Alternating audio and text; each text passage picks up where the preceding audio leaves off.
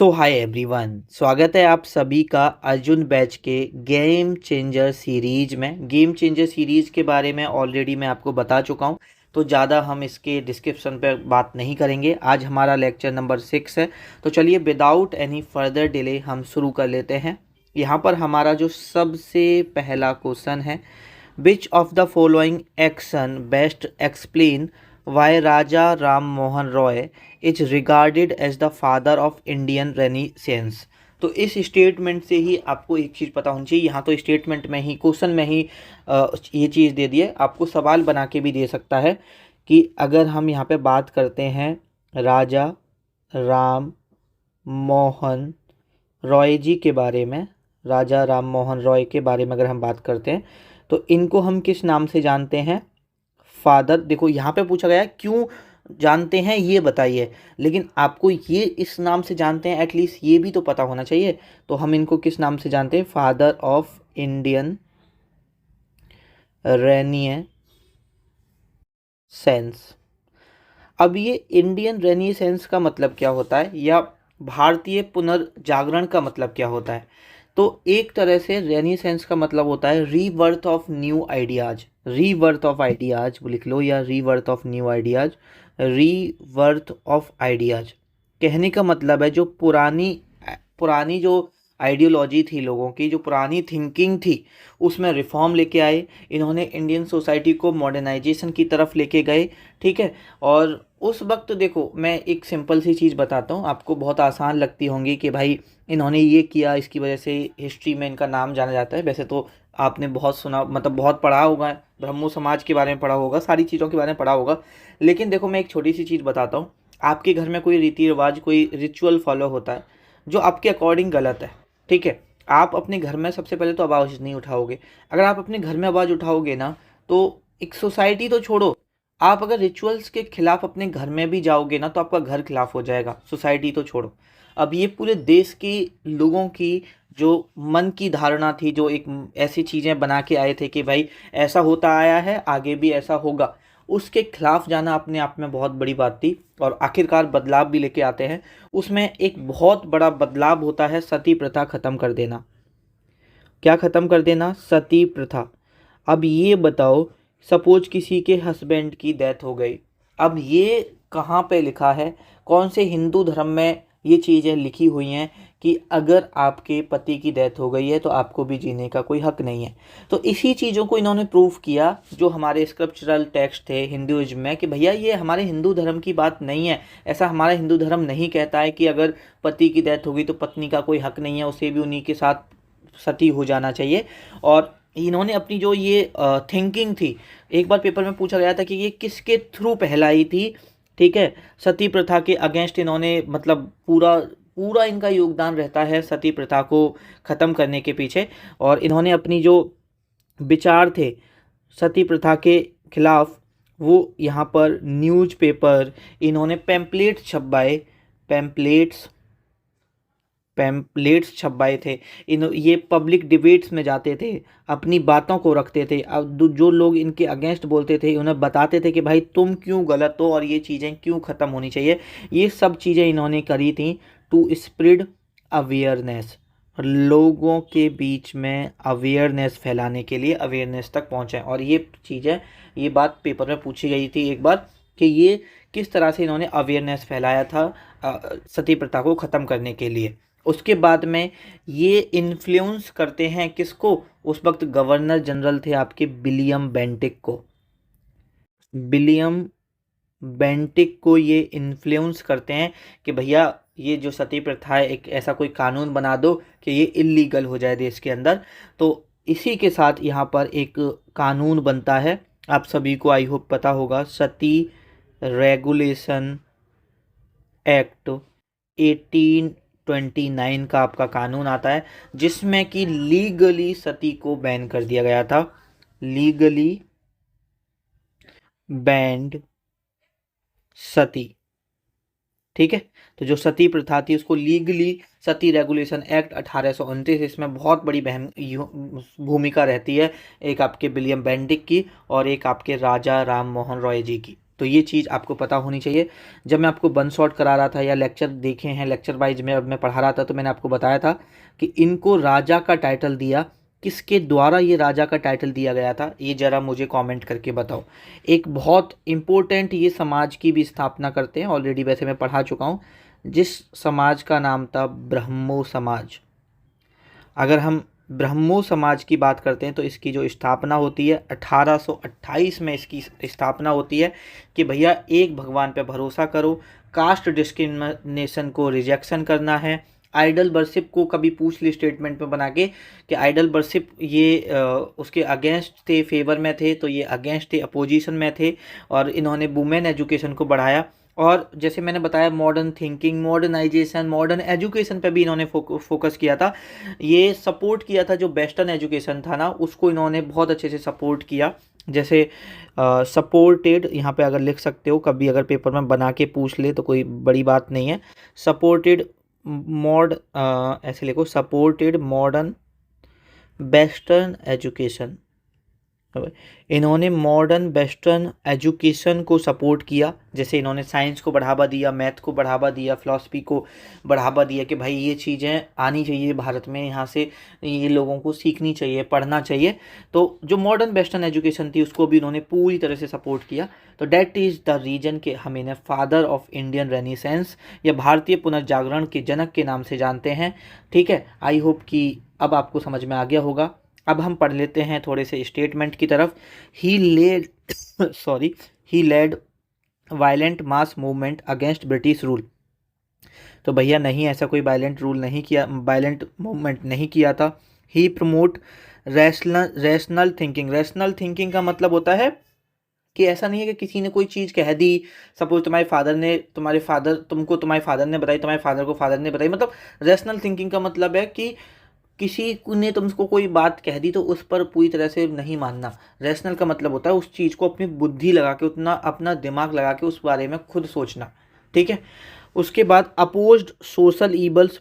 जैसे ये भी तो एक सोशल ईबल्स था ना, सती प्रथा, तो इसको अपोज किया उन्होंने। सपोर्ट मॉडर्न एजुकेशन, तो ये स्टेटमेंट तो मेरे को बिल्कुल सही लग रहा है। ठीक है, he focused on the revival of ancient rituals and customs. भाई इन्होंने रिवाइवल नहीं, इन्होंने उसको ख़त्म करने पे काम किया था। ठीक है, he worked mainly a British administration in India. तो ये भी हमारा स्टेटमेंट गलत हो जाएगा, तो बी स्टेटमेंट हमारा यहाँ पे सही हो जाएगा। आई होप आपको अच्छे से समझ में आ गया होगा। ठीक है, इसी के साथ हम आगे बढ़ते हैं नेक्स्ट क्वेश्चन की तरफ। नेक्स्ट क्वेश्चन है हमारा यहाँ पर, मैच लिस्ट वन, जस्ट बेटा second, match list one and list two. आपको लिस्ट वन और लिस्ट टू को मैच करना है। लिस्ट वन में वो कह रहे हैं कि भैया हमने मिलिट्री एक्सरसाइज दे रखी हैं, और लिस्ट टू में उन्होंने पार्टनर कंट्री दे रखी हैं। ठीक है, तो अब आपको बताना कि किसके साथ कौन सी यहाँ पर मैच होती है।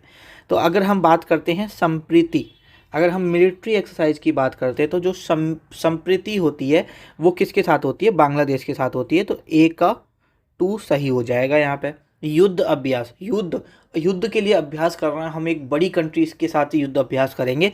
बड़ी कंट्री मतलब ये हमारा यूएसए हो जाएगा, तो बी का हमारा 3 हो जाएगा। मालावर, ये जो मालावर एक्सरसाइज होती है ये 4 कंट्रीज होती हैं, एक यूएसए होती है, एक जापान होती है और एक ऑस्ट्रेलिया होती है। तो कहने का मतलब है हमारा यहाँ पर 4, सी का 4 हो जाएगा। उसके बाद है वरुण। अगर हम वरुण एक्सरसाइज के बारे में बात करें तो वरुण होती है हमारी फ्रांस के साथ, जो कि हमारा 1 हो जाएगा। तो ए का 2, बी का 3 किस में दे रखा है, ए का 2, बी का 3 इसमें दे रखा है, और किसी में तो ए का 2 बी का 3 नहीं दे रखा है, तो यही हमारा सही हो जाएगा। सी का 4, डी का 1, तो ये हमारा यहाँ पे सही हो जाएगा। कुछ और मिलिट्री एक्सरसाइज देख लेते हैं, 1-2 जो हमारे पेपर पॉइंट ऑफ व्यू से इम्पोर्टेंट हैं। एक जैसे हमारी इंद्र एक्सरसाइज है। इंद्र हमारी किसके साथ होती है मिलिट्री एक्सरसाइज, तो रसिया के साथ होती है। ये चीज़ भी आपको पता होना चाहिए। यहाँ पर जैसे मैंने आपको वरुण बताई कि वरुण आपकी फ्रांस के साथ होती है, ऐसे ही गरुण भी आपकी फ्रांस के साथ होती है। गरुण किसके साथ होती है, फ्रांस के साथ होती है। अच्छा एक और बताओ, एक चलो अभी मैं ही बता देता हूँ। ठीक है, अगर हम बात करते हैं मित्र शक्ति एक्सरसाइज की, मित्र शक्ति, तो अगर मित्र शक्ति की हम बात करते हैं तो ये किसके साथ होती है, ये श्रीलंका के साथ होती है। किसके साथ होती है आपकी? श्रीलंका के साथ होती है। और अगर हम बात करते हैं धर्म गार्जियन, एक एक्सरसाइज होती है धर्म गार्जियन, तो ये जो आपकी मिलिट्री एक्सरसाइज है ये किसके साथ होती है? ये जापान के साथ होती है। ये चीज़ भी आपको पता होनी चाहिए। तो इंद्र रसिया के साथ, गरुण फ्रांस के साथ, मित्र शक्ति श्रीलंका के साथ और धर्म गार्जियन फ्रांस के साथ। तो ये सारी एक्सरसाइज आपको पता होनी चाहिए। ठीक है, इसी के साथ हम नेक्स्ट क्वेश्चन की तरफ बढ़ते हैं।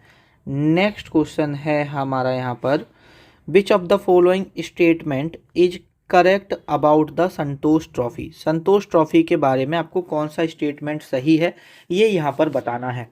ठीक है, तो थोड़ा सा संतोष ट्रॉफी के बारे में पढ़ा देता हूँ, फिर हम स्टेटमेंट भी देख लेंगे। पहली बात तो मुझे सबसे पहले ये बता दो कि ये जो संतोष ट्रॉफी है ये किस चीज़ से रिलेटेड है। अगर हम संतोष ट्रॉफी की बात करते हैं तो ये आपकी फुटबॉल से रिलेटेड है। किससे रिलेटेड है? आप बोलोगे भैया फुटबॉल से रिलेटेड है। इसको कौन ऑर्गेनाइज कराता है? तो इसको आपका ऑल इंडिया, नीचे लिख देता हूँ, अगर हम बात करते हैं organised by all India football federation द्वारा इसको ऑर्गेनाइज कराया जाता है। ये बात भी आपको पता होनी चाहिए। एक बार आपके पेपर में पूछा गया था कि ये जो संतोष ट्रॉफी है ये किसके नाम पर रखी गई है?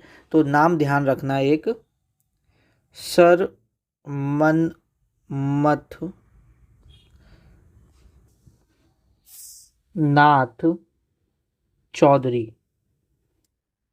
ठीक है, एक इनका नाम ही आप लोग यहाँ पे ध्यान रखना है। ये एक ग्रेट पैट्रॉन थे फुटबॉल के। ठीक है, अब यहाँ पे देख लेते हैं कि आपके स्टेटमेंट में क्या दे रखा है। और देखो ये जो संतोष ट्रॉफी है एक इंटर स्टेट फुटबॉल टूर्नामेंट होता है। इंटर स्टेट फुटबॉल टूर्नामेंट का मतलब क्या है? Inter state football tournament. तो इंटर स्टेट फुटबॉल टूर्नामेंट का मतलब होता है कि मतलब इंडियन स्टेट्स और जो सर्विसेज होती हैं वो इसमें पार्टिसिपेट करती हैं। ठीक है, तो it is a club based football tournament like the Indian super league. तो ये क्लब बेस्ड नहीं होता, ये इंटर स्टेट फुटबॉल टूर्नामेंट होता है। ठीक है, तो स्कूल लेवल फुटबॉल नहीं होगा, इंटरनेशनल फुटबॉल नहीं होता है। तो ये है आपका इंटर स्टेट फुटबॉल टूर्नामेंट है, जो कि कौन कराता है? Indian all India football federation इसको कराती है। ये चीज़ आपको यहाँ पे पता होनी चाहिए। कुछ यहाँ पर अदर ट्रॉफी के बारे में बात कर लेते हैं जो आपकी फुटबॉल से रिलेटेड होती है। तो जैसे आप लिख सकते हो, कभी आपसे पूछे कि डुरांड कप किससे रिलेटेड है, तो आपका जो डुरांड कप है वो किससे रिलेटेड है? फुटबॉल से ही रिलेटेड है। ऐसे याद करो कि फुटबॉल में बहुत ज़्यादा दौड़ना पड़ता है, तो दौड़ने से डुरांड याद रख लेना। और ये ओल्डेस्ट फुटबॉल टूर्नामेंट है, ना कि सिर्फ भारत का, हमारे पूरे एशिया का ये ओल्डेस्ट फुटबॉल टूर्नामेंट है। तो ये भी पता होना चाहिए, oldest football tournament, oldest football tournament in Asia. ये एशिया का ओल्डेस्ट फुटबॉल टूर्नामेंट है, ये बात आपको पता होना चाहिए। इसे कौन ऑर्गेनाइज कराता है, कभी अगर आपसे पूछ लिया जाए तो इसे इंडियन आर्मी ऑर्गेनाइज कराती है। ये बात भी आपको पता होना चाहिए। उसके बाद एक कप के बारे में ध्यान रखना, सुब्रतो कप। ये जो आपका सुब्रतो कप है ये भी आपका फुटबॉल से रिलेटेड है। इसे कौन कराती है? इसे इंडियन एयरफोर्स कराती है। ये बात आपको पता होना चाहिए। और ये किसके नाम पर रखा गया था? तो ये भी आपको पता होना चाहिए, air marshal Subroto Mukherjee air marshal Subroto Mukherjee के नाम पर इसका नाम रखा गया था, ये पता होना चाहिए। उसके बाद एक पहले होता था फेडरेशन कप। कौन सा होता था? Federation cup. अभी फेडरेशन कप को किस नाम से जानते हैं? अभी इसका नाम बदल के क्या रख दिया है आपको पता होना चाहिए। तो सुपर कप इसका नाम रख दिया है। क्या नाम रख दिया है? Super cup. तो ये भी किससे रिलेटेड है? फुटबॉल से रिलेटेड है। एक होता है आपका Indian super league, Indian super league. तो ये लीग भी किसकी है? फुटबॉल की है। तो ये भी आपको पता होना चाहिए। ठीक है, आगे बढ़ें इसी के साथ नेक्स्ट क्वेश्चन की तरफ। नेक्स्ट क्वेश्चन है हमारा, द भारत पोल पोर्टल, जो भारत पोल पोर्टल है, launched by the government of India, किसके द्वारा लॉन्च किया गया है? भारत सरकार के द्वारा लॉन्च किया गया है। Is primarily related to which of the following objective, primarily मतलब मुख्यतः वो किससे रिलेटेड है वो आपको यहाँ पर पूछा गया है। ठीक है, तो सबसे पहले तो आपको ये चीज़ ध्यान रखना कि जो भारत पोल है वो किसके द्वारा लॉन्च किया गया है? तो होम मिनिस्टर के द्वारा। हमारी गवर्नमेंट ऑफ इंडिया ने तो लॉन्च किया, लेकिन किसने लॉन्च किया है? तो होम मिनिस्टर ने लॉन्च किया था, होम मिनिस्टर। और अभी होम मिनिस्टर कौन है? तो अमित शाह हैं, ये बात आपको पता होगी। इन्होंने इसको लॉन्च किया है।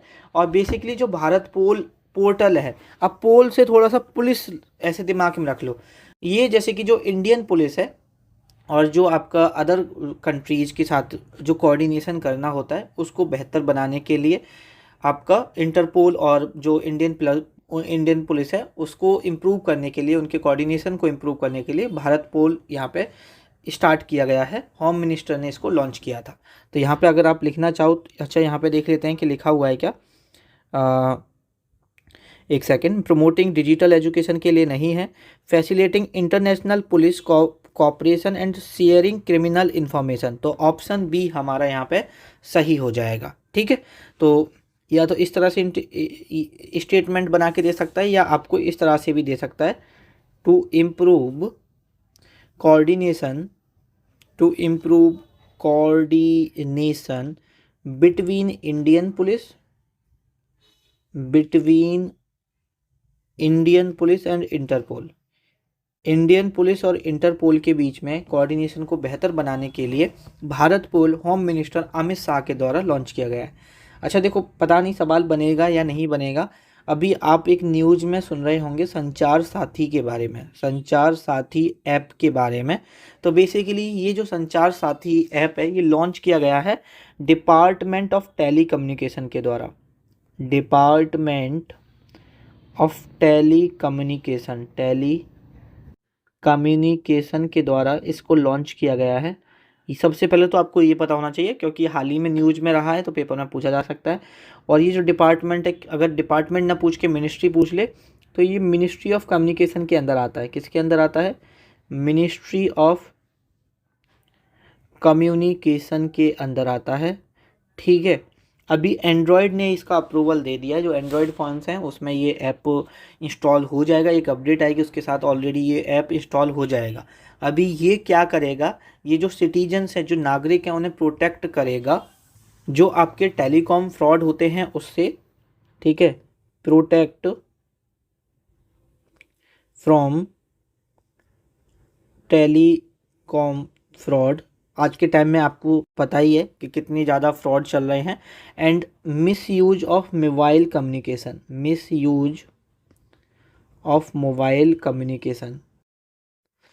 अब देखो, इसके अगेंस्ट बहुत सारे मीम भी बन रहे हैं, इसके अगेंस्ट बहुत सारी बातें भी हो रही हैं, अपोजिशन भी इसके अगेंस्ट बहुत सारी बातें कर रहे हैं कि आपका जो डेटा है, जो प्राइवेसी है, वो प्राइवेसी नहीं रहेगी। अब इसमें कितनी सच्चाई है, क्या करने वाला है, कैसी चीज़ें, वो तो वक्त आने पर चीज़ें पता चलेंगी। अभी एक चीज़ ध्यान रखना, बाई यूजिंग CEIR। ये CEIR क्या है? तो सेंट्रल इक्विपमेंट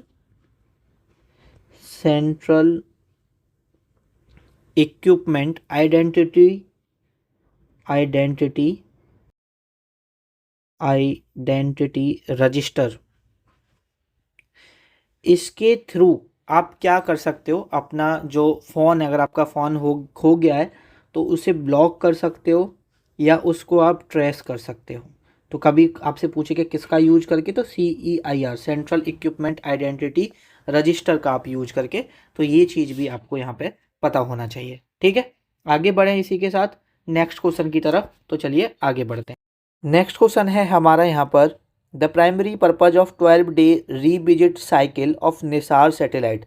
कि जो आपकी निसार सैटेलाइट है जो कि हर 12 दिन पर रीविजिट करती है किसी भी लोकेशन को, उसका प्राइमरी पर्पज़ क्या है? तो इसके बारे में हम पढ़ लेते हैं। उससे पहले थोड़ा सा निसार के बारे में थोड़ा सा डेप्थ में पढ़ लेते हैं, क्योंकि जो आपका स्पेस टेक्नोलॉजी वाला टॉपिक है वहाँ से काफ़ी सवाल पूछ रहा है आपका नया वेंडर। तो अगर हम बात करते हैं निसार सैटेलाइट की, तो देखो एक सेकेंड पूरा लिख लेते हैं। निसार सैटेलाइट, तो निसार सैटेलाइट के बारे में एक चीज़ बताऊं तो इसमें N फॉर नासा और आपका I स्टैंड फॉर इंडिया नहीं, इसरो, ठीक है। और SAR का भी अगर आपसे पूछ लिया जाए सवाल तो नासा, इसरो, और S का मतलब है यहाँ पर सिंथेटिक अपर्चर रडार। अब आई होप कि आपको नाम से समझ में आ गया होगा। देखो जो निसार है वो इसलिए डिजाइन की गई है या इसलिए वो ऑर्बिट में भेजी गई कि जो आपका अर्थ सरफेस है उसमें जो चेंजेस होते हैं उनको वेरी एक्यूरेटली, मतलब बहुत अच्छे से, रेगुलरली, एक्यूरेटली ऑब्जर्व कर पाए, और अगर कोई चेंजेस हो रहे हैं तो वो इन्फॉर्मेशन नासा, इसरो तक पहुंचा पाए। अब देखो आपका जो अर्थ सरफेस चेंजेस होता है स्पेशली लैंड डिफॉर्मेशन के केस में, जिसकी वजह से अर्थक्वेक, वॉल्केनो इरप्शन, लैंडस्लाइड, ये सारी चीज़ें हो सकती हैं, तो उस चीज़ को पहले ही प्रिवेंट करने के लिए इस सैटेलाइट को भेजा गया और ये सारी चीज़ें ऑब्जर्व करती है। ये चीज़ आप ध्यान रखना, काफ़ी एक्यूरेटली ऑब्जर्व करती है और ये किसी भी लोकेशन को हर 12 दिन के अंदर रीविजिट करती है। अब अगर आपसे पेपर में जैसे यहाँ भी पूछा गया है कि रीविजिट क्यों करती है, तो देख लेते हैं एक बार statement. Reduce fuel consumption of the satellite, कि भैया फ्यूल कंजम्पशन कम होगा इसलिए नहीं। Increase satellite speed in low earth orbit, तो इसलिए भी नहीं। Enable earth observation for monitoring earth surface changes, ये तो आपका सही हो जाएगा। सपोर्ट कम्युनिटी सर्विस ग्लोबली, तो यहाँ पर है फ्रीक्वेंट ऑब्जर्वेशन के लिए, बार बार ऑब्जर्वेशन के लिए अर्थ सरफेस में जो चेंजेस होते हैं, तो इसका सही आंसर यही है कि हर 12 दिन में ये इसलिए करती है, जैसे कि सपोज ये इस लोकेशन को ऑब्जर्व कर रही थी, हर इसमें डिसाइड है कि 12 दिन तक इतने रीजन को ऑब्जर्व करेगी, फिर इतने रीजन को करेगी, तो वापस से फिर 12 दिन बाद वो रीविजिट करेगी इस लोकेशन पे कि 12 दिन के अंदर कोई चेंजेस तो नहीं आए इस अर्थ सरफेस में। तो फ्रीक्वेंट ऑब्जर्वेशन रखने के लिए ये हर 12 दिन पर सेम लोकेशन को रीविजिट करती है, ये चीज़ आपको पता होनी चाहिए। इसी के साथ नेक्स्ट क्वेश्चन की तरफ बढ़ते हैं। Just wait a second. Next question है हमारा, सॉरी नेक्स्ट क्वेश्चन नहीं आया। नेक्स्ट क्वेश्चन है हमारा, अकॉर्डिंग टू आर्टिकल 262, आर्टिकल 262 के तहत of Indian constitution, which of the following power can parliament exercise in relation to state inter state river water dispute. तो article 262 क्या कहता है उसको थोड़ा सा हम समझ लेते हैं, फिर हम इस क्वेश्चन को भी समझ लेंगे। तो आर्टिकल 262 डील करता है जो आपके inter state river water dispute होते हैं। जैसे कि सपोज कोई रिवर फ्लो हो रही है 3 राज्यों से होके, 4 राज्यों से होके, अब ये राज्य कह रहा है कि भैया मुझे इतना वाटर यूज करना है, दूसरा राज्य कर रहा है अरे भैया ऐसे कैसे कर लोगे आप, हमें इतना करना है। तो ये जो inter state river water dispute है इसके साथ हमें कैसे डील करना है वो हमें आर्टिकल 262 सिखाता है।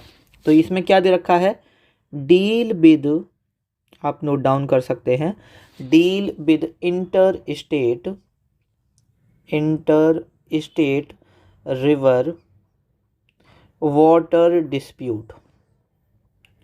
अब अगर सपोज वाटर डिस्प्यूट होता है, बेसिकली एक स्टेट, दो स्टेट से ज़्यादा स्टेट के बीच में अगर लड़ाई चल रहा है रिवर वाटर को लेके, तो पार्लियामेंट के हाथ में पावर होती है। पार्लियामेंट आपका क्या करेगा, पार्लियामेंट यहाँ पे डिसाइड करेगा कि जो डिस्प्यूट हो रहा है उसको कैसे रिजॉल्व किया जाए, और वो कैसे करेगा, एक स्पेशल ट्रिब्यूनल का सेटअप किया जाएगा ऐसे डिस्प्यूट्स के लिए। तो पार्लियामेंट क्या करता है यहाँ पर, सेटअप करता है, सेटअप स्पेशल ट्रिब्यूनल्स लिख लो क्योंकि और भी केसेस हो सकते हैं, फॉर सच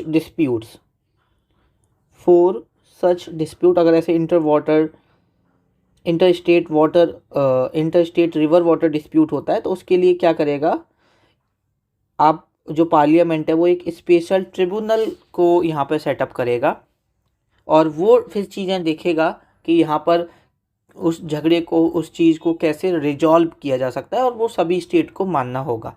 और पार्लियामेंट के हाथ में एक और चीज़ होती है कि पार्लियामेंट इसमें सुप्रीम कोर्ट से बोल देता है कि भैया आप इस डिस्प्यूट के बीच में मत आना, इसमें हमने स्पेशल ट्रिब्यूनल सेटअप कर दिया है, ये देखिएगा, आपको आने की ज़रूरत नहीं है।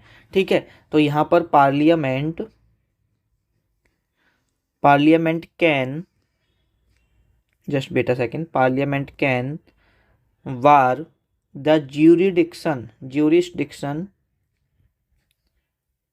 jurisdiction of the supreme court,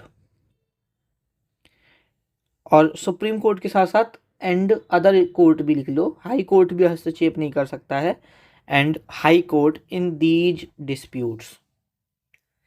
समझ गए आप? तो ये बताता है आपका आर्टिकल 262। ठीक है, तो यहाँ पर आप देख लेते हैं कि सवाल क्या था। According to article 262 Indian constitution, which of the following power can parliament exercise in relation to inter state river water dispute?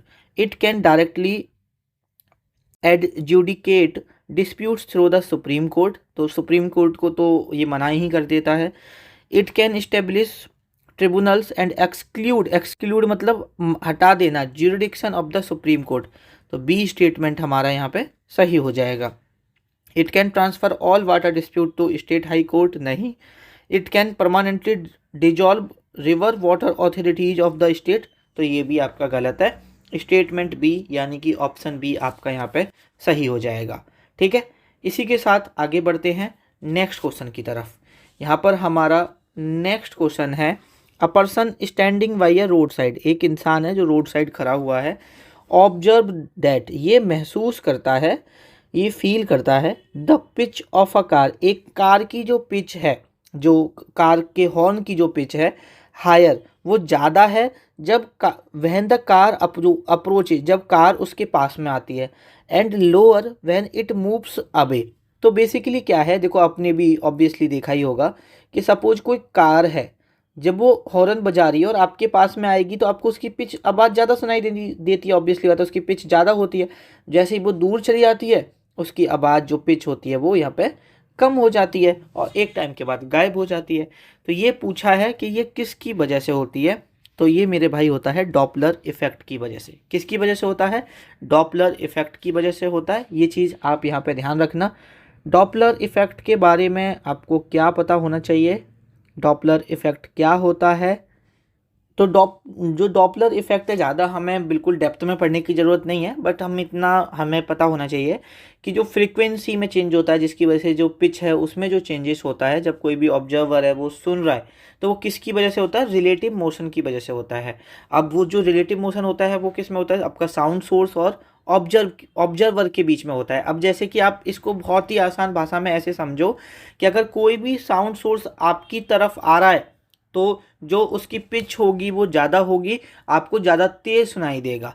और जब कोई भी साउंड सोर्स आपसे दूर जा रहा है तो जो साउंड होगी वो डल होती जाएगी, उसकी पिच क्या हो जाएगी? लो हो जाएगी। ये चीज़ आप लोग यहाँ पे ध्यान रखना।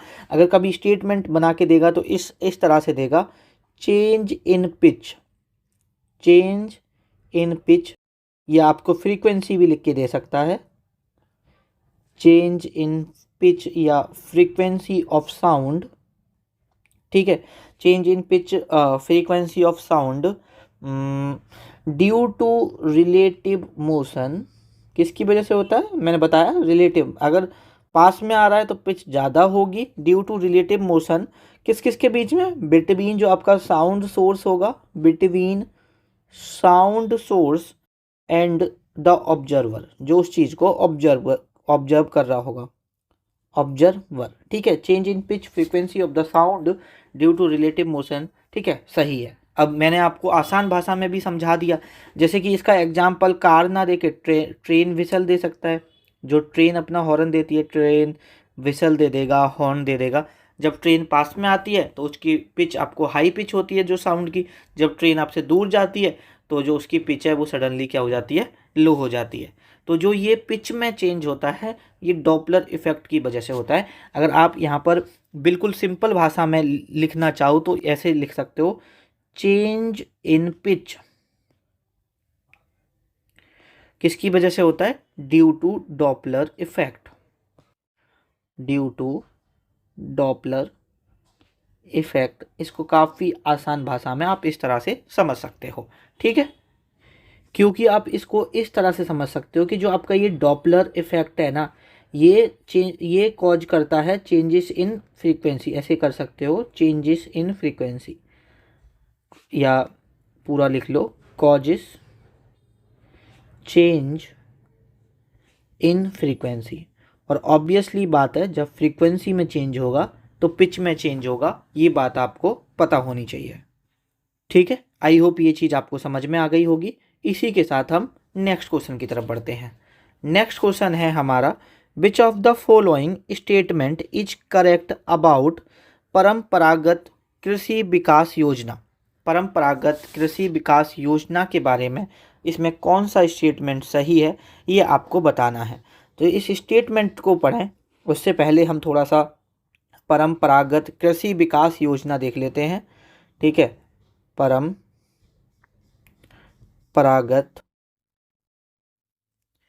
कृषि विकास योजना, ये जो हमारी परंपरागत कृषि विकास योजना है, जिसको हम PKBY भी बोल सकते हैं, जस्ट बेटा सेकंड, ठीक है, PKBY, ठीक है।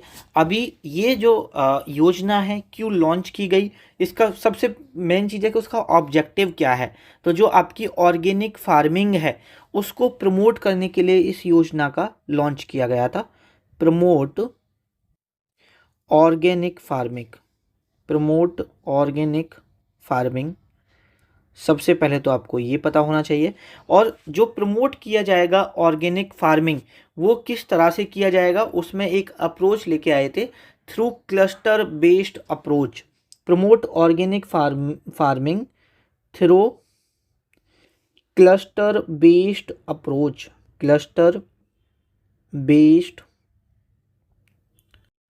अप्रोच, ठीक है। अब आप बोलोगे भैया ये जो क्लस्टर बेस्ड अप्रोच होती है ये क्या होती है। तो जो आपकी क्लस्टर बेस्ड अप्रोच का मतलब है कि एक ही एरिया के जो कई किसान हैं वो मिलकर एक साथ काम करेंगे, ऑर्गेनिक फार्मिंग को प्रमोट किया जाएगा। और बेसिकली ऑर्गेनिक फार्मिंग अब इसमें करेंगे किसान, गवर्नमेंट का क्या रोल होगा, तो यहाँ पर 50,000 रुपये पर हेक्टेयर आपको मिल सकते हैं 3 साल के लिए। अगर आप यहाँ पर एज अ फाइनेंशियल असिस्टेंस मिलेगा आपको 3 साल के लिए, 50,000 रुपये पर हेक्टर मिलेगा गवर्नमेंट की तरफ से। और कभी ये पूछा जाए कि ये कब लॉन्च की गई थी, तो ये मेरे भाई 2015 में लॉन्च की गई थी, ये भी पता होना चाहिए। और इसमें फाइनेंशियल असिस्टेंस शॉर्ट में लिख देता हूँ, ये मिलेगा आपको 50,000 रुपये पर हेक्टेयर। कितने सालों के लिए, 3 ईयर्स के लिए ये गवर्नमेंट आपको देगी, ठीक है। अब यहाँ पर देख लेते हैं ऑप्शन में क्या दिया हुआ है। It provide pension to small and marginal farmers, भाई ये पेंशन नहीं देगी, तो ये स्टेटमेंट आपका गलत हो जाएगा। इट प्रमोट ऑर्गेनिक फार्मिंग, ये ऑर्गेनिक फार्मिंग को प्रमोट करेगी, कैसे, क्लस्टर बेस्ड अप्रोच के थ्रू, तो हमारा यहाँ पर ऑप्शन भी सही हो जाएगा। मैं 2 स्कीम और बताता हूँ यहाँ पर। एक है हमारी यहाँ पर प्रधानमंत्री किसान मानधन योजना, लिख लेते हैं PM, शॉर्ट में होगा PMKMY, ठीक है, प्रधान मंत्री किसान मानधन योजना। अगर हम इस स्कीम की बात करते हैं तो ये आपकी पेंशन स्कीम है, जो यहाँ पर लिखा हुआ है ना, it provide pension to small and marginal farmers, तो ये है आपकी प्रधानमंत्री किसान मानधन योजना, ठीक है। तो ये आपकी पेन चेंज कर लेते हैं, ये पेंशन स्कीम है आपकी, pension scheme for small and marginal farmers, for small and marginal farmers के लिए क्या है, ये आपकी पेंशन योजना है जो छोटे किसान हैं, ठीक है। उनको एक तरह से फाइनेंशियल सिक्योरिटी दी जाएगी ओल्ड एज में। अब इसमें क्या होगा, जो बेनिफिशियरीज होंगे, पहली बात तो उनके पास जो बेनिफिशियरीज होंगे, बेनिफिशियरीज जो होंगे उनके पास जो लैंड है वो 2 हेक्टेयर से ज़्यादा नहीं होनी चाहिए, अप टू 2 हेक्टेयर, 2 हेक्टेयर या 2 हेक्टेयर से कम होनी चाहिए। यहाँ पर जो रजिस्टर इसमें कर सकता है, एज 18 से लेकर 40 साल के बीच में आप इसमें रजिस्टर कर सकते हो। इसमें आपको 55 रुपये से लेके 200 रुपये देने पड़ेंगे, ठीक है। अब वो डिपेंड करेगा आपकी आयु, अगर आप इसमें जल्दी रजिस्टर कर लेंगे तो आपको कम देना पड़ेगा। जितनी ज़्यादा आपकी आयु होगी, जितनी ज़्यादा आपकी एज होगी, उतना ज़्यादा आपको इसमें देना पड़ेगा पैसा। जब आप 60 साल के हो जाओगे, आफ्टर 60 ईयर, गवर्नमेंट आपको 3,000 रुपये per month as a pension देगी, ठीक है। तो ये चीज़ आप लोग ध्यान रखना। ये आपका किस में है, प्रधानमंत्री किसान मानधन योजना के अंतर्गत ये यहाँ पर किसानों के लिए ये पेंशन स्कीम, उनके जो ओल्ड बुढ़ापा है उसको फाइनेंशियली सिक्योर करने के लिए स्कीम लाई गई है, ठीक है। एक और यहाँ पे ध्यान रखना, ठीक है, मैं थोड़ा सा रफ कर देता हूँ, वो भी काफ़ी इंपॉर्टेंट है आपके पेपर पॉइंट ऑफ व्यू से। जितनी भी एग्रीकल्चर से रिलेटेड स्कीम है ना, आपके पेपर पॉइंट ऑफ व्यू से बहुत ज़्यादा इंपॉर्टेंट है, ठीक है। एक एजेंसी के बारे में पढ़ लेते हैं, ATMA। अब आप बोलोगे भैया ये ATMA क्या है, तो ये है आपकी एग्रीकल्चरल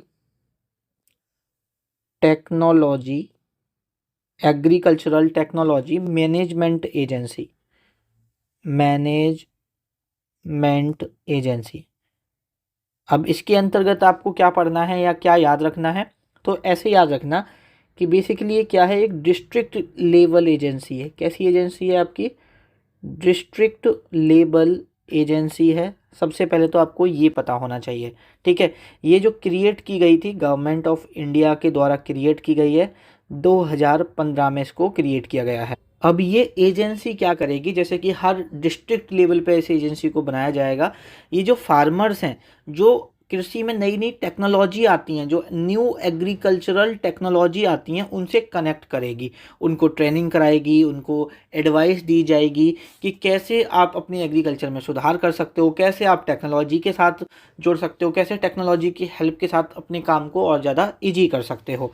तो कभी अगर आपका इसका ऑब्जेक्टिव पूछा जाए तो कनेक्ट्स फार्मर विद न्यू, ऐसे लिख लो, connects farmer with new technology, या ऐसे लिखो विद न्यू एग्रीकल्चरल टेक्नोलॉजी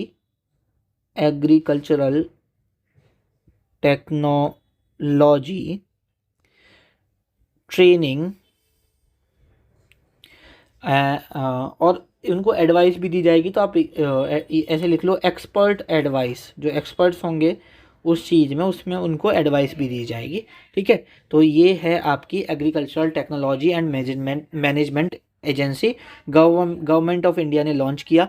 कौन सी मिनिस्ट्री ने किया, तो ऑब्वियसली बात है जो एग्रीकल्चर फैमिली वेलफेयर वाली मिनिस्ट्री उसी ने किया है, ठीक है। तो ये भी नोट डाउन कर लो, ठीक है, बाई मिनिस्ट्री ऑफ एग्रीकल्चर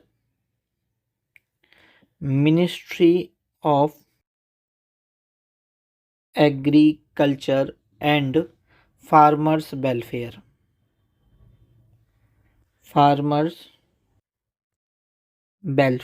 ठीक है। तो जो agriculture and farmer welfare ministry है, मंत्रालय है, उसने इसको लॉन्च किया है, ठीक है। ये क्वेश्चन का आंसर मैं आपको ऑलरेडी बता चुका हूँ, ठीक है। इसी के साथ हम आगे बढ़ते हैं नेक्स्ट क्वेश्चन की तरफ। नेक्स्ट क्वेश्चन है हमारा, the Aravalli green wall project. जो आपका अरावली ग्रीन बॉल प्रोजेक्ट है वो लॉन्च किया गया है, was launched mainly to achieve which of the following objectives. जो अरावली ग्रीन वॉल प्रोजेक्ट है उसको मेनली किस चीज़ को अचीव करने के लिए लॉन्च किया गया है, ये आपसे पेपर में पूछा गया है। तो अब हम थोड़ा सा जो अरावली ग्रीन वॉल प्रोजेक्ट है उसके बारे में पढ़ लेते हैं। अरावली ग्रीन बॉल प्रोजेक्ट 2023 में ये लॉन्च क्यों हुआ, यहाँ नहीं लिखा ना, तो ध्यान रखना कब लॉन्च हुआ था। ये 2023 में लॉन्च हुआ था। ये किस लिए हुआ था? जो फॉरेस्ट पैचेस हो जाते हैं ना, जो आपकी अरावली माउंटेन रेंजेस हैं। फॉरेस्ट पैचेस का मतलब क्या होता है? जो आपका जैसे फॉरेस्ट का जो स्मॉल एरिया है, जैसे पूरा एक अरावली रेंजेस है, तो फॉरेस्ट में क्या होता है, डैमेज हो गया डिफॉरेस्टेशन की वजह से, और मतलब डिफॉरेस्टेशन हो रहा है या मिट्टी धंस गई, बहुत सारी चीज़ें हो गई, तो उनको रीस्टोर कराने के लिए जो आपका डिग्रेडेड फॉरेस्ट पैचेस हैं उनको रीस्टोर करने के लिए इस प्रोजेक्ट को बेसिकली लॉन्च किया गया था। और किसके अलोंग? जो आपकी अरावली माउंटेन रेंज है उसके अलोंग। तो यहाँ पे आप इस तरह से लिख सकते हो, जो आपकी अब आपके नाम में ही अरावली है, अरावली माउंटेन रेंज। जो आपके अरावली माउंटेन रेंज है उसमें जो डिग्रेडेड फॉरेस्ट पेचेस हैं, डिग्रेडेड फॉरेस्ट पैचेस हैं। अब डिग्रेडेड फॉरेस्ट पैचेस में आपको बता चुका हूँ, सपोज जो फॉरेस्ट एरिया जो जो जगह ख़राब हो चुकी है, जहाँ पर डिफॉरेस्टेशन हो चुका है या और भी कोई दिक्कत हो चुकी है, उसको सही जो हो चुका है उसको हम डिग्रेडेड बोलेंगे, तो उसको रीस्टोर करने के लिए, ठीक है। तो यहाँ पर इसे ऐसे लिख लो, to restore, to restore degraded forest patches, ठीक है। किसके? अरावली माउंटेन रेंज के Aravalli green wall project launch किया गया था 2023 में। किस मिनिस्ट्री ने किया था अगर आपसे पूछा जाए, तो जो मिनिस्ट्री ऑफ इन्वायरमेंट है उसने इसको किया था, ठीक है। Launched by ministry of environment, ministry of environment, forest and climate change, forest and climate change, ठीक है। तो ये चीज़ आप लोग यहाँ पे ध्यान रखना, ठीक है। तो इसके बारे में हमें इतना ही पता होना चाहिए। अच्छा, अगर हम बात करें थोड़ा सा अरावली रेंज के बारे में, ठीक है, मैं आपको ज्योग्राफी में पढ़ा के आया हूँ। आपकी जो अरावली रेंज है, अरावली रेंज, जो अरावली माउंटेन रेंज है, ये बताओ ये क्या, ये जो रेंज है आप इसे इस तरह से याद कर सकते हो कि ये ओल्डेस्ट माउंटेन रेंज है दुनिया की, ठीक है। ओल्डेस्ट माउंटेन रेंजेस, या आप वन ऑफ द ओल्डेस्ट लिख लो, one of the oldest mountain ranges in the world, ठीक है, क्योंकि और भी हैं, ठीक है। तो वन ऑफ द लिखो, वो ज़्यादा बेटर होगा, ठीक है। अब अगर हम अरावली रेंज की बात करें, इसकी अगर हाईएस्ट पीक कभी पेपर में पूछा जाए कि जो इसकी हाईएस्ट पीक है वो कौन सी है, तो वो है गुरु शिखर। ये सब मैं आपको पढ़ा चुका हूँ ज्योग्राफी के वन शॉट में। ये कौन सी आपकी गुरु शिखर है, कभी पूछा जाए तो लगभग 1722 मीटर है, if I am not wrong, एक बार देख लेना, मुझे यही याद आ रहा है, ठीक है। तो 1722, हाँ इतना ही है, 1722 है, ठीक है। ये चीज़ ध्यान रखना। और जैसे माउंटेन आपके अलग अलग प्रकार के होते हैं, ठीक है, तो ये किसका एग्जाम्पल है, तो ये है आपका ओल्ड फोल्ड माउंटेन का, ओल्ड फोल्ड माउंटेन का एग्जाम्पल है। ये भी आपको पता होना चाहिए, ऑलरेडी मैंने आपको पढ़ाया भी था। और अगर वहीं पर अगर हम बात करें हिमालय की, जो आपके हिमालय है ना, वो यंग फोल्ड माउंटेन है। वो कैसे हैं आपके? यंग फोल्ड माउंटेन्स हैं, तो वो भी आपको पता होना चाहिए, ठीक है। इसी के साथ इतना हो गया अभी। अच्छा, इसका आंसर नहीं देखा अभी हमने, आंसर देख लेते हैं, ठीक है। तो यहाँ पर जो ग्रीन बॉल प्रोजेक्ट है, promote plantation in Himalayan alpine region, तो ये गलत हो जाएगा। प्रिवेंट डेजर्टिफिकेशन, डेजर्टिफिकेशन ना हो, सॉइल अच्छी रहे, वहाँ पर अफॉरेस्टेशन हो सके, डिफॉरेस्टेशन को कम करना है। एंड रीस्टोर डिग्रेडेड फॉरेस्ट, जो डिग्रेडेड फॉरेस्ट है, जो ख़राब हो चुका है, जो फॉरेस्ट एरिया डिग्रेड हो चुका है, उसको सही करना किसमें? अरावली रेंज में इस प्रोजेक्ट को लॉन्च किया गया है। ऑलरेडी बता चुका है, ऑप्शन बी आपका सही होगा। इसी के साथ हम नेक्स्ट क्वेश्चन की तरफ बढ़ते हैं। नेक्स्ट क्वेश्चन है हमारा यहाँ पर, the Konark sun temple is designed in the form of chariot drawn by a 7 horse. जो कोणार्क सन टेम्पल है वो आपका जो बनाया गया है, वहाँ पर आपने देखा होगा 7 घोड़े हैं जो कि एक रथ को लेके जा रहे हैं। तो यहाँ पर क्या पूछा, विच सिम्बॉलिकली रिप्रेजेंट। अब यहाँ पर कोणार्क सूर्य मंदिर को 7 घोड़ों द्वारा खींचे गए रथ के रूप में बनाया गया है। ये 7 घोड़े, अच्छा, वाई 7 हॉर्सेस, अच्छा, ये 7 घोड़े किसका प्रतीक है? देखो यहाँ पे ये दे रखा है, विच सिम्बॉलिकली रिप्रेजेंट, जो ये 7 घोड़े हैं ये किसको रिप्रेजेंट करते हैं? तो सबसे पहले कोणार्क सन टेम्पल के बारे में आपको पता होना चाहिए कि जो आपका कोणार्क सन टेम्पल है ये कहाँ पर है। तो आप बोलोगे भैया कोणार्क सन टेम्पल कोणार्क में होगा। कोणार्क कहाँ है भैया? तो कोणार्क उड़ीसा में है, ये चीज़ पता होना चाहिए। ये टेम्पल किसके लिए डेडिकेटेड है? अगर सवाल बने आपसे कि ये टेम्पल डेडिकेटेड किसके लिए, तो सूर्य भगवान के लिए है, ठीक है, सन गॉड के लिए है, ये चीज़ पता होना चाहिए। किसने बनवाया ये भी आपको पता होना चाहिए, विल्ट वाई किंग नरसिम्ह देव ने बनवाया था इसे, नरसिम्ह देव फर्स्ट ने इसे बनवाया था, ये भी आपको पता होना चाहिए। और अगर ये नाम ना देके डायनेस्टी पूछा जाए तो ईस्टर्न गंगा डायनेस्टी ने बनवाया था। किसने? ईस्टर्न गंगा डायनेस्टी ने इसे बनवाया था, ये चीज़ भी आपको यहाँ पे याद रखनी है, ठीक है। और इसे यूनेस्को वर्ल्ड हेरिटेज साइट में 1984 में जोड़ा गया, तो ये भी पता होना चाहिए 1984 में यूनेस्को वर्ल्ड हेरिटेज साइट में ऐड किया गया था, ठीक है। अब यहाँ पर हम पढ़ लेते हैं कि इसमें क्या क्या चीज़ें हैं। तो देखो आपको देखने को मिलेगा एक स्टोन चैरियट है, एक रथ है, ठीक है, काफ़ी बड़ा। अब इसमें आपको क्या क्या चीज़ देखने को मिलेंगी, 12 पेयर्स व्हील्स के हैं, 12 पेयर ऑफ व्हील्स। जो रथ है उसके कितने पेयर हैं? तो 12 पेयर ऑफ व्हील्स हैं, जिसमें टोटल अगर हम व्हील्स की बात करें तो कितने हो गए? 24 व्हील्स हो गए। कितने हो गए? 24 व्हील्स हो गए। और ये जो रथ है, जो 12 पेयर्स ऑफ व्हील्स का मतलब 24 पहियों का जो रथ है, इसे कितने घोड़े खींच रहे हैं? तो 7 हॉर्सेस खींच रहे हैं, ये भी चीज़ आपको पता होना चाहिए। तो यहाँ पर ये जो 12 पेयर हैं ये साल के 12 मंथ को रिप्रेजेंट करते हैं, ठीक है। जो ये 24 व्हील हैं ये दिन के 24 घंटों को रिप्रेजेंट करते हैं। और ये जो 7 हॉर्सेस हैं ये 7 किसको रिप्रेजेंट करते हैं? एक वीक को रिप्रेजेंट करते हैं, मतलब 7 डेज को रिप्रेजेंट करते हैं, ये चीज़ ध्यान रखना, ठीक है। और आपका तो यहाँ पर आपका क्या हो जाएगा? 7 डेज ऑफ वीक यहाँ पे सही हो जाएगा, है ना। और आपको एक और चीज़ ध्यान रखना, इस कोणार्क सन टेम्पल को ब्लैक पगोड़ा के नाम से भी जानते हैं। किसके नाम से? ब्लैक पगोड़ा के नाम से भी जानते हैं, तो ये भी बात आपको पता होना चाहिए। और ब्लैक पगोड़ा के नाम से क्यों जानते हैं? क्योंकि जब आपके यूरोपियन सेलर्स आते थे ना, तो दूर से इन्हें ये एक डार्क स्टोन की तरह नज़र आता था, तो उन्होंने अपना नेविगेशन मार्ग सेट कर रखा था, ठीक है। तो इसलिए ब्लैक पगोड़ा के नाम से जानते हैं। तो कभी रीजन पूछे तो आपको यूरोपियन सेलर्स ने इसको नाम दिया, तो ये भी थोड़ा सा अपने दिमाग में कंसिडर करके ध्यान में रखना, ठीक है।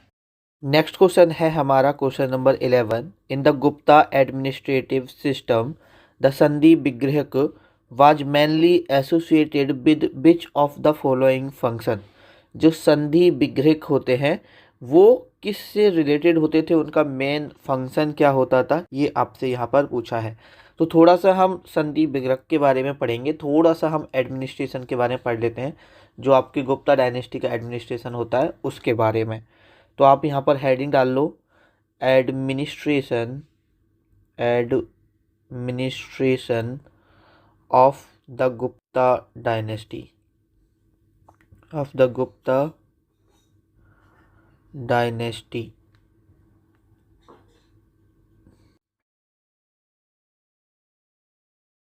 तो यहाँ पर सबसे पहले आपको एक चीज़ याद रखनी है कि जो यहाँ पर एडमिनिस्ट्रेशन चलता था, किंग को क्या बोलते थे। कभी ये पूछा जाए कि किंग को क्या बोला जाता था, जो कि एक सुप्रीम लीडर होते थे, ठीक है, सारे डिसीजंस किंग के द्वारा लिए जाते, तो महाराजा अधिराजा किंग को बोला जाता था, ठीक है। तो आपको पता होना चाहिए कि किंग को क्या बोलते थे, तो किंग को बोलते थे महाराजा अधिराजा किसको बोला जाता था? किंग को बोला जाता था। मिनिस्टर को क्या बोला जाता था? मंत्री बोलते थे, विच इज़ वेरी कॉमन, हर जगह मिनिस्टर को मंत्री बोला जाता है। वैसे ही यहाँ पर सेनापति, महासेनापति बोला जाता था, जो कमांडर इन चीफ होता था, जो पूरी आर्मी को संभालता था, उसका कमांडर होता था, उसे महासेनापति बोला जाता था। तो कमांडर इन चीफ की अगर हम बात करा जाए तो उसे बोलते थे महासेनापति। महासेनापति, ये बात आपको पता होनी चाहिए। और उसके बाद है आपके संधि विग्रहक। अगर संधि विग्रहक को पता, नाम में ही संधि है, संधि का मतलब होता है ट्रीटी करना, ठीक है। संधि विग्रहक मतलब कि चीज़ों को शांत करना, ऐसे संधि से शांत से याद रख सकते हो। संधि विग्रहक मतलब जो वॉर एंड पीस ट्रीटी होती थी, उस चीज़ को कौन करता था? आपका संधि विग्रहक करता था, ठीक है। War and peace treaty, war and peace treaties, संधि विग्रहक। तो ये तो याद करना बहुत आसान है। एक सेकेंड, संधि विग्रहक, ठीक है। ये संधि, संधि मतलब ट्रीटी, तो डायरेक्ट आप याद रख सकते हो। अगर ट्रीटी से रिलेटेड आएगा तो क्या हो जाएगा आपका? War and peace treaty. उसके बाद अगर आपसे पूछा जाए कि जो हाई रैंकिंग ऑफिसर्स होते थे उन्हें क्या बोलते थे? High ranking officers. तो जो आपके हाई रैंकिंग ऑफिसर्स होते थे उन्हें अमत्याज बोलते थे। क्या बोलते थे? अमत्याज बोलते थे। ये बात भी आपको पता होना चाहिए। और ध्यान रखना, जो आपका गुप्ता एम्पायर था, गुप्ता डायनेस्टी थी, इसमें जो इनका एम्पायर था वो प्रोविंसेस में डिवाइड था। तो आज के टाइम पे हम उसको प्रोविंसेस कहते हैं, उस टाइम पर प्रोविंसेस को भुक्तीज बोला जाता था। जो एम्पायर, एम्पायर जनरली किस में डिवाइड होता है? आपके प्रोविंसेस में डिवाइड होता है, ठीक है। तो उन प्रोविंसेस को क्या बोलते थे? प्रोविंसेस, सॉरी, भुक्ति बोला जाता था। ये बात भी आपको पता होना चाहिए, ठीक है। और अगर ये जो भुक्ति जो होती थी, अलग अलग भुक्ति जो होती थी, इनके अगर हेड की बात करा जाए कि हेड कौन होता था, उपरिका इसके हेड होते थे। तो ये चीज़ भी आपको पता होना चाहिए। वैसे ही देखो, जो गांव होते थे, जो गांव का एडमिनिस्ट्रेशन चलाते थे, उस वक्त उसको ग्राम बोला जाता था। गांव को क्या बोला जाता था? ग्राम बोला जाता था। और जो ग्राम के हेड होते थे उनको ग्रामिका बोलते थे। जो ग्राम के हेड होते थे उसको क्या बोलते थे? ग्रामिका बोलते थे। ये भी आपको यहाँ पे पता होना चाहिए। अगर थोड़ा सा हम टैक्स की बात करते हैं, देखो दो टैक्स आपको कंफ्यूज कर सकते हैं, एक टैक्स भाग, एक टैक्स भोग। अब ये आपका टैक्स भोग क्या है, टैक्स भाग क्या है? तो जो भाग टैक्स है ना, वो 1/6 प्रोड्यूस ऑफ द प्रोड्यूस लिया जाता था। मतलब जो किसानों की फसल हो रही है उसका 1/6 आप राजा को दोगे, और ये देना जरूरी है, कंपलसरी है, ठीक है। और ये रेगुलरली लिया जाता था, ऐसे नहीं कि एक साल ले लिया, एक साल नहीं लिया, या जरूरत हुई तब लिया। ये जो भोग है ये आपका रेगुलरली नहीं लिया जाता था, ये देना जरूरी था। कहने का मतलब है, ये आप ऐसे लिख सकते हो, ये एक्स्ट्रा सप्लाईज, सप्लाईज और services, services given to the state, given to the, given to the state की जगह किंग लिख लो, given to the king when required, when required। अब ये भोग कब लिया जाता था? जैसे सपोज आर्मी जा रही है लड़ने के लिए, या कुछ क्षति हो गई, उसको पूरा करना है, सही करना है, वापस से रिकवर करना है, तब आपका भोग लिया जाता था। बाद बाकी का आपका भाग चलता था। भोग का मतलब भी आपको समझ में आ रहा है। देखो भाग का मतलब होता है शेयर, की कहते हैं तुम्हारा भाग इतना है, मेरा भाग इतना है, तो शेयर। तो ये तो शेयर तो लिया ही जाएगा, सॉरी। और भोग का मतलब होता है भोजन। जब वो रिक्वायर्ड होता है तभी लिया जाता था, ये रेगुलरली नहीं लिया जाता था, ध्यान रखना, ठीक है। और एक यहाँ पर गुप्ता एम्पायर के समय में एक फोर्स्ड लेबर को क्या बोलते थे? कभी अगर आपसे पेपर में पूछा जाए, फोर्स्ड लेबर, जबरन श्रम जो होता है, फोर्स्ड लेबर जो होती है उसे क्या बोलते थे, तो उसे बोलते थे बेस्टिक, उसे बोलते थे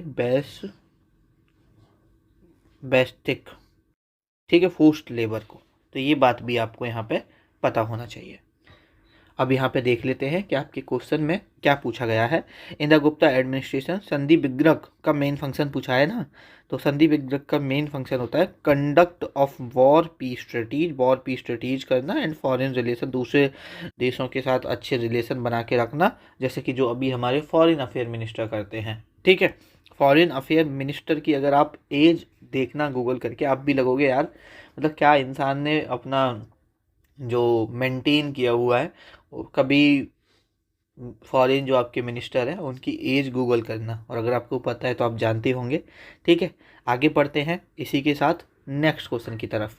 नेक्स्ट क्वेश्चन है हमारा the Asian athletics championship 2025 in which India finish second in the overall medal tally.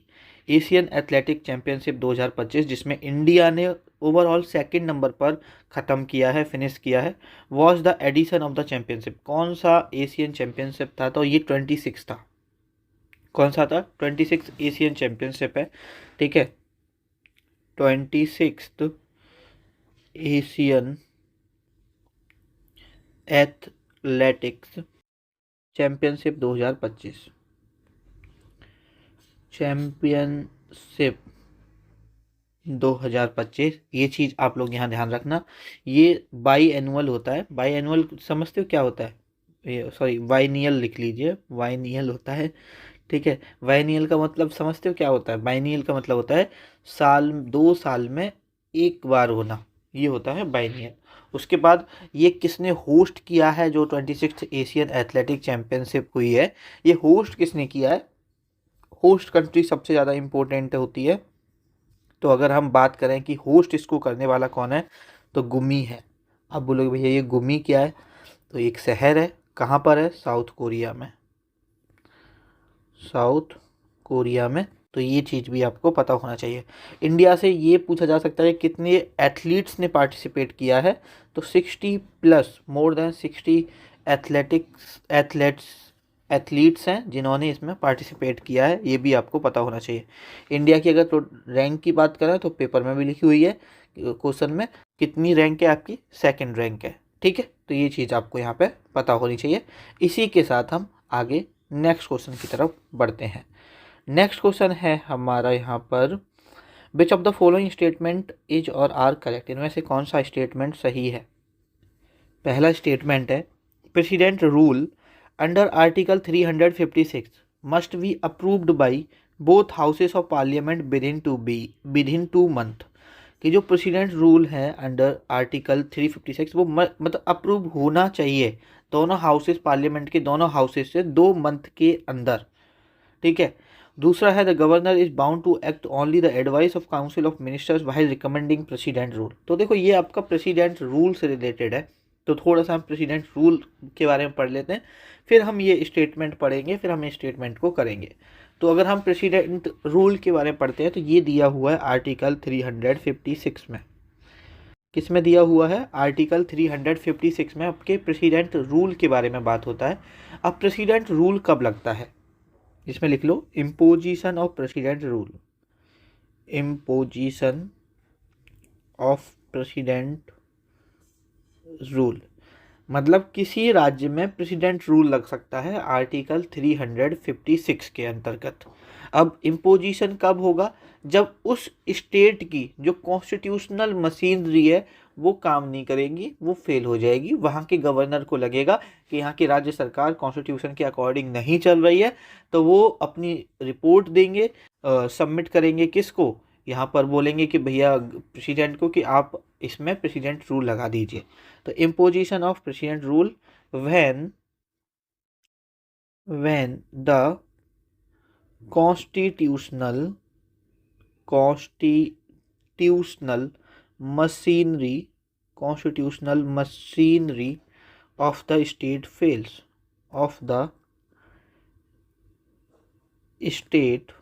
Fails, ठीक है। तो आर्टिकल 356 के तहत प्रेसिडेंट रूल लग सकता है जब किसी भी स्टेट की जो कॉन्स्टिट्यूशनल मशीनरी है वो फेल हो जाए।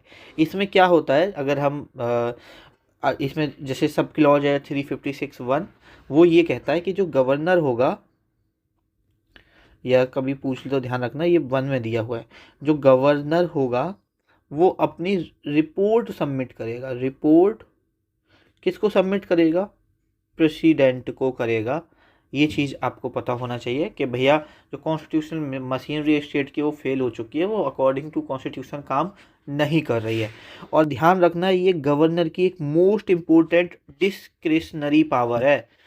ये जो रिपोर्ट सबमिट करना प्रेसिडेंट रूल के लिए, ये कौन सी पावर है गवर्नमेंट की? डिस्क्रिशनरी पावर है। कभी पूछे, क्योंकि डिस्क्रिशनरी पावर मतलब स्वयं से वो लेता है। ऐसा नहीं है कि ज़्यादातर काम है, देखो ज़्यादातर काम प्रेसिडेंट करते हैं या गवर्नर करते हैं, किसके एडवाइस पे करते हैं? काउंसिल ऑफ मिनिस्टर्स के एडवाइस पर, पीएम के एडवाइस पे, और अगर गवर्नर है तो सीएम के एडवाइस पे।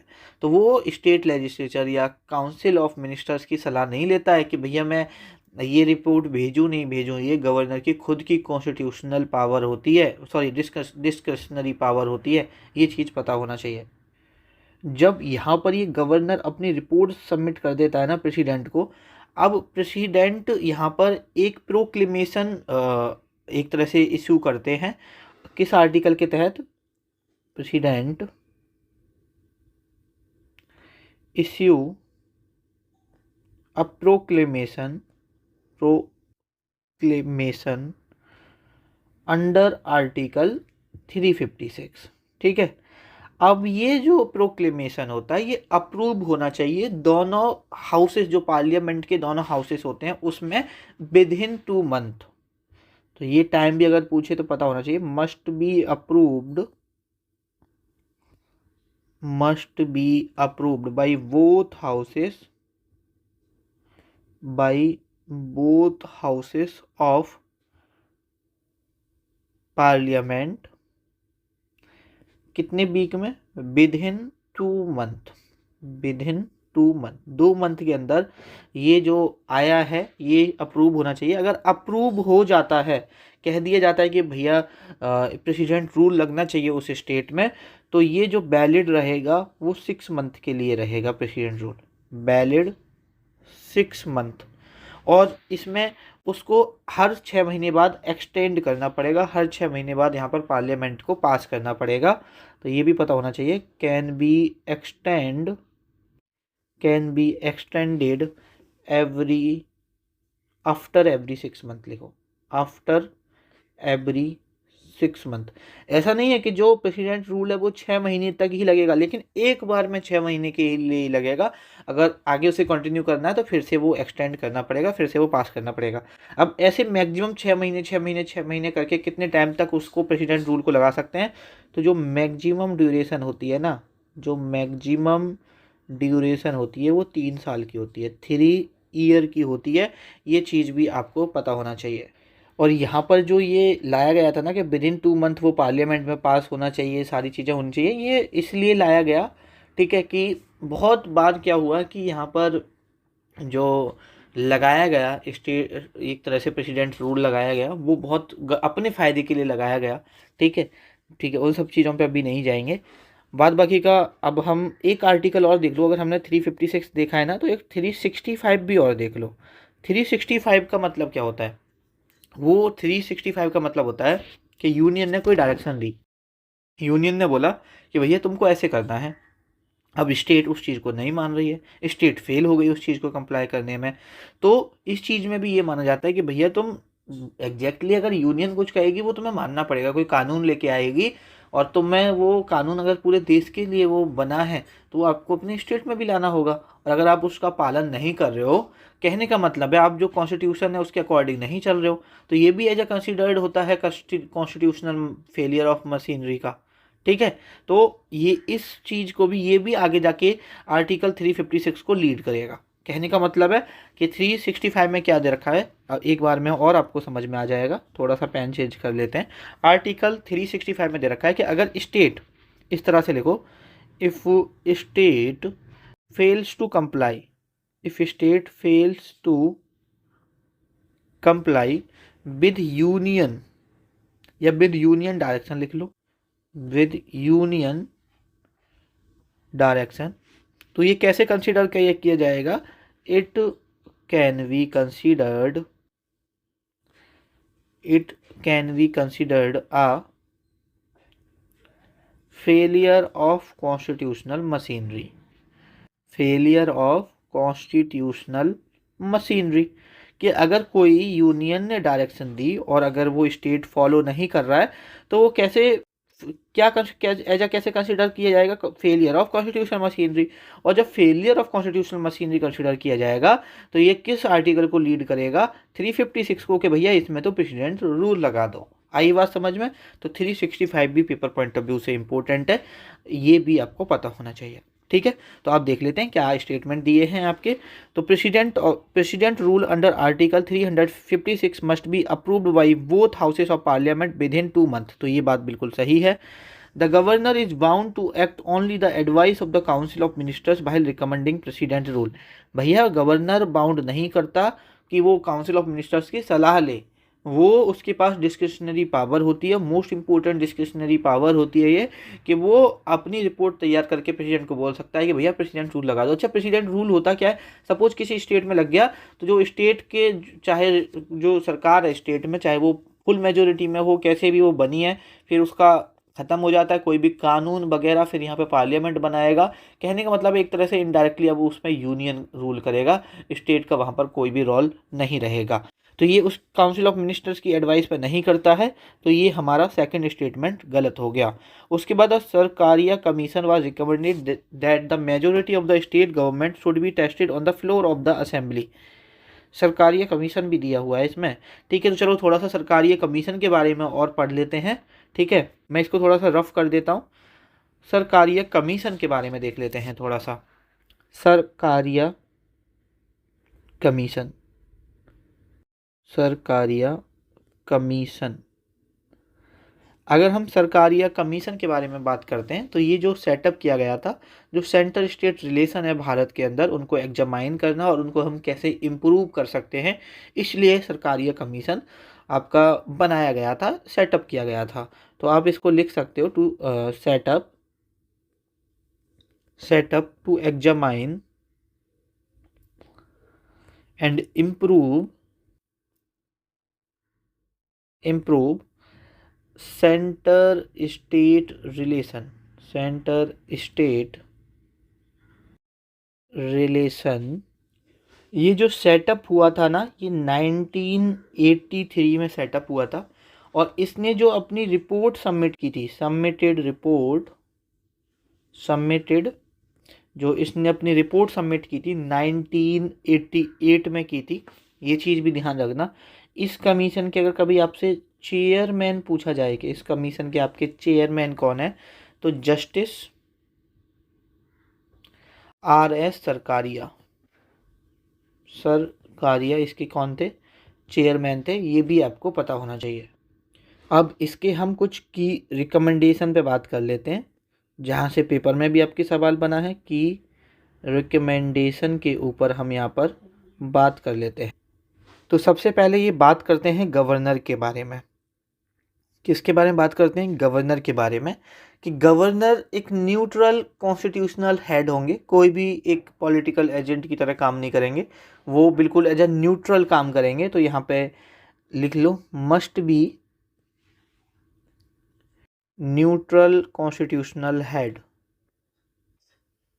कॉन्स्टिट्यूशनल हेड कौन होगा? यहाँ पे आपका गवर्नर होना चाहिए। उसके बाद जो गवर्नर अपॉइंट किया जाएगा वो आपके CM के साथ कंसल्टेशन करने के बाद ही यहाँ पर आपका गवर्नर अपॉइंट होना चाहिए। ठीक है, तो क्योंकि गवर्नर को अपॉइंट कौन करता है? आप सभी को पता है, प्रेसिडेंट करते हैं। तो पहले CM से आप सलाह लोगे, फिर उसके बाद यहाँ पर गवर्नर को अपॉइंट किया जाएगा। तो वो भी लिख लो, appointed after consultation with CM, consultation with CM, CM के साथ आप कंसल्ट करोगे, उसके बाद आप यहाँ पे गवर्नर को अपॉइंट करोगे, ये चीज़ भी आपको पता होना चाहिए। और गवर्नर को आप रिमूव नहीं कर सकते हो जब तक उनका टेन्योर कंप्लीट नहीं हो जाएगा। Not be removed, not be removed before completing, before completing, completing tenure. लेकिन देखो जनरली नहीं किया जाएगा, लेकिन जब बहुत ही ज़्यादा रेयर सर्कमस्टांसेस बनेंगे तभी यहाँ पर गवर्नर को आप रिमूव कर सकते हो, जहाँ पर अनअवॉइडेबल है, सपोज प्रूवन कोई मिसकंडक्ट है या कुछ फिजिकल या मेंटल इनकैपेसिटी होगी, सपोज इंसान बीमार हो गया, ठीक है, ठीक ही नहीं हो रहा है, मेंटल इनकैपेसिटी उनकी समझ में आ रही है, तभी उसी केस में आप रेयर केस में ही कर सकते हो। तो ये भी लिख ही लो, not be removed before completing tenure except, except rare circumstances, rare circumstances, rare circumstances को छोड़ के आप प्रेसिडेंट गवर्नर को रिमूव नहीं कर सकते हो, ये चीज़ भी आपको पता होना चाहिए। उसके बाद इन्होंने आर्टिकल 356 के बारे में, प्रेसिडेंट रूल के बारे में भी बातें की कि यहाँ पर जो आपका प्रेसिडेंट रूल होगा या जो स्टेट इमरजेंसी जो लगाई जाएगी, स्टेट इमरजेंसी, वो ऐसे नहीं है कि जब बनाया तब लगा दिया, उसे एकदम लास्ट रिजॉर्ट के, जब कोई चारा ना हो, जब कोई नहीं बचा हो, कोई सुझाव नहीं बचा हो, तभी आप लगाओगे। तो इन्होंने बोला था कि आर्टिकल 356 को कैसे यूज करना है, used only as a last resort, last resort, last resort की तरह ही उसको यूज करना है, ये इन्होंने बोला था। और जो आपका प्रेसिडेंट रूल लगेगा वो पॉलिटिकल रीजन के लिए नहीं लगाया जाएगा, और इसके लिए जुडिशियल रिव्यू भी अलाउड होगा कि कल को अगर कोई पार्टी लगाती है तो उसका जुडिशियल रिव्यू भी किया जा सकता है, और अगर वो प्रूफ होता है कि आपने ये पॉलिटिकल रीजन के लिए लगाया, अपने फ़ायदे के लिए लगाया, तो आपके अगेंस्ट कार्रवाई भी होगी। तो यहाँ पे इन्होंने बोला कि आर्टिकल 356 का use not be imposed, not be imposed for political reason, for political reason, political reason के लिए ये इम्पोज नहीं होगा। उसके बाद judicial review, judicial review should be allowed, should be allowed, इस केस में जुडिशियल रिव्यू भी अलाउड होगा, ठीक है, शुड बी अलाउड। तो ये आर्टिकल 356 के लिए रिकमेंड करते हैं, ठीक है। और यहाँ पर आपका रिकमेंड किया जाता है कि जो स्टेट इंटर स्टेट काउंसिल होगी वो एक्टिवेट रहेगी रेगुलरली, ठीक है। एक आपका गवर्नर को लेके, दूसरा 356 को लेके, एक इन्होंने बोला था कि जो इंटर स्टेट काउंसिल होगी, जो आपकी इंटर स्टेट काउंसिल होगी वो आपकी एक्टिवेटेड रहेगी to improve the relation between states, activated regularly, ठीक है। एक इन्होंने ये रिकमेंड दिया था।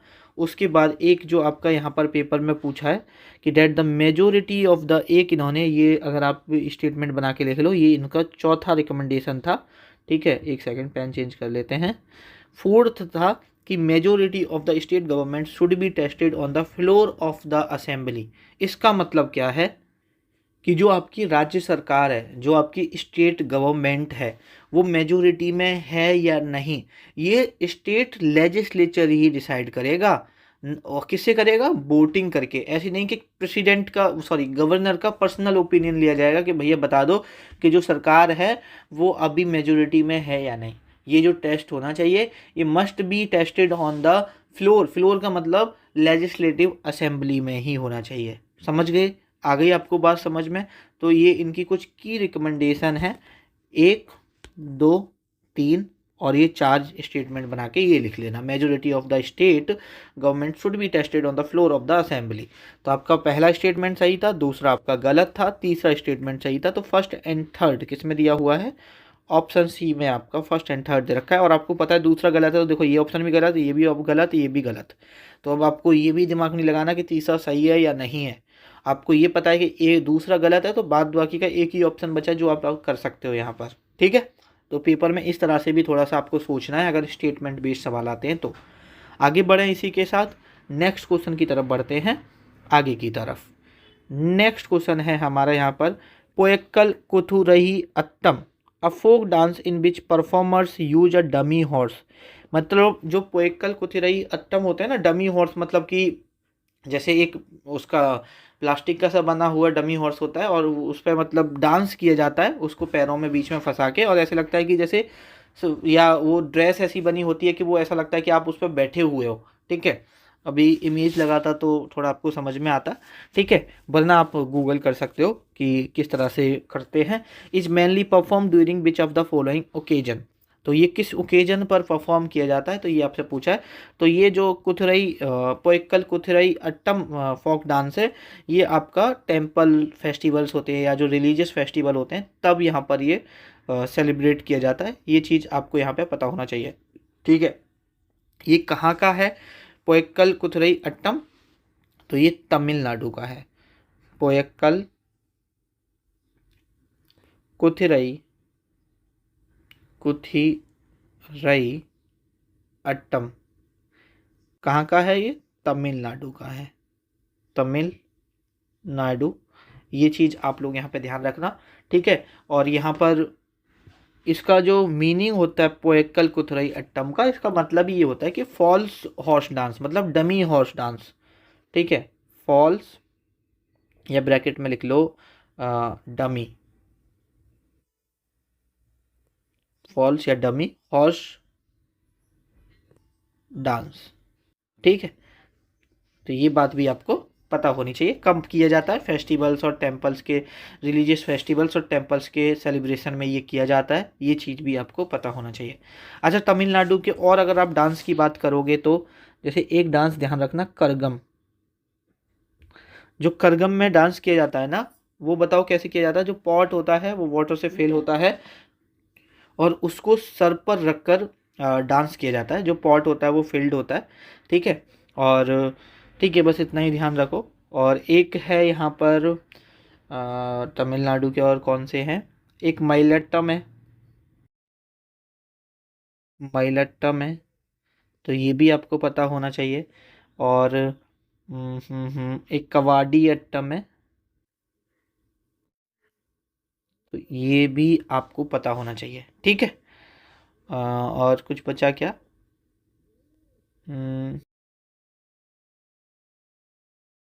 कुम्मी जो डांस होता है वो भी तमिलनाडु में होता है, कुम्मी। और करगम, मयलट्टम, कबाडियट्टम, कुम्मी और कोलट्टम, ये सब आपके फोक डांस कहाँ के हैं, तमिलनाडु के हैं। ये आपको पता होना चाहिए। अगर हम फर्स्ट फेस्टिवल की बात करें तो फेस्टिवल तमिलनाडु में पोंगल होता है। कितने दिन का फेस्टिवल होता है कभी अगर आपसे पूछा जाए, तो ये पोंगल फेस्टिवल 4 डे का होता है। किसको डेडिकेटेड होता है, तो सन को डेडिकेटेड होता है। ये बात भी आपको पता होना चाहिए। जैसे थाई थाई पुसम फेस्टिवल होता है, एक आपका चिथरई फेस्टिवल होता है, चिथरई फेस्टिवल, तो ये भी तमिलनाडु का है। एक जो न्यू ईयर, तमिलनाडु का न्यू ईयर फेस्टिवल है वो पुथुंडू, वो भी आपका तमिलनाडु का है। तो ये सभी फेस्टिवल्स के बारे में आप ध्यान रखना। चिथरई के बारे में तो मैं आपको डिटेल में बताया था ना, जो मीनाक्षी और सुंदरेश्वरर की जो मैरिज होती है, ठीक है, तो वो सारा मैं आपको बता के आया हूँ, ठीक है। ये तो हम डिटेल में हम गेम चेंजर सीरीज में ही हमने देखा हुआ है, ठीक है। चलिए आगे बढ़ते हैं नेक्स्ट क्वेश्चन की तरफ। नेक्स्ट क्वेश्चन है हमारा, कंसीडर द फॉलोइंग स्टेटमेंट। आपको इनमें से जो स्टेटमेंट है वो कंसीडर करने हैं, ठीक है। तो सबसे पहला स्टेटमेंट है, the Indian constitution describe India, जो हमारा इंडियन कॉन्स्टिट्यूशन है इंडिया को डिस्क्राइब करता है as a union of states. The Indian constitution explicitly uses the term federal republic. जो हमारा भारतीय संविधान है उसने बहुत ज़्यादा यूज किया है संघीय गणराज्य का ठीक है, शब्द का स्पष्ट प्रयोग किया है, मतलब काफ़ी बार या स्पष्ट तरीके से फेडरल रिपब्लिक का यहाँ पर यूज किया है। ये दो स्टेटमेंट बताने हैं और अब आपको बताना है कि कौन सा स्टेटमेंट गलत है, कौन सा स्टेटमेंट यहाँ पर सही है। तो देखो, अगर आप आर्टिकल 1 पढ़ोगे ना तो वहाँ पे दिया हुआ है इंडिया डेट इज़ भारत, वो कैसा है, यूनियन ऑफ स्टेट्स है। तो कहने का मतलब है ये स्टेटमेंट तो सही हो जाएगा, लेकिन इंडियन कॉन्स्टिट्यूशन में फेडरल रिपब्लिक का कहीं भी जिक्र नहीं किया गया है, तो ये स्टेटमेंट हमारा गलत हो जाएगा। तो हमारा ओनली वन स्टेटमेंट यहाँ पे सही होगा। अगर देखो फेडरलिज्म की हम बात करते हैं ना, फेडरलिज्म के बारे में दिया हुआ है, ठीक है, आप 7th शेड्यूल में भी फेडरलिज्म के बारे में पढ़ते हैं। तो इतनी बार मैं आपको गेम चेंजर सीरीज में भी करा चुका हूँ कि जो आपकी पावर है वो सेंटर और स्टेट में यहाँ पर डिवाइड होती हैं, ठीक है। अब यहाँ पर जो इंडियन फेडरलिज्म है उसको डिस्क्राइब किया जाता है federal with strong power, federal with strong centre के साथ। हमारा जो सेंटर है ना उसको स्ट्रॉन्ग बनाया गया है, क्योंकि जो रेजिड्यूरी पावर है ना वो सेंटर के हाथ में।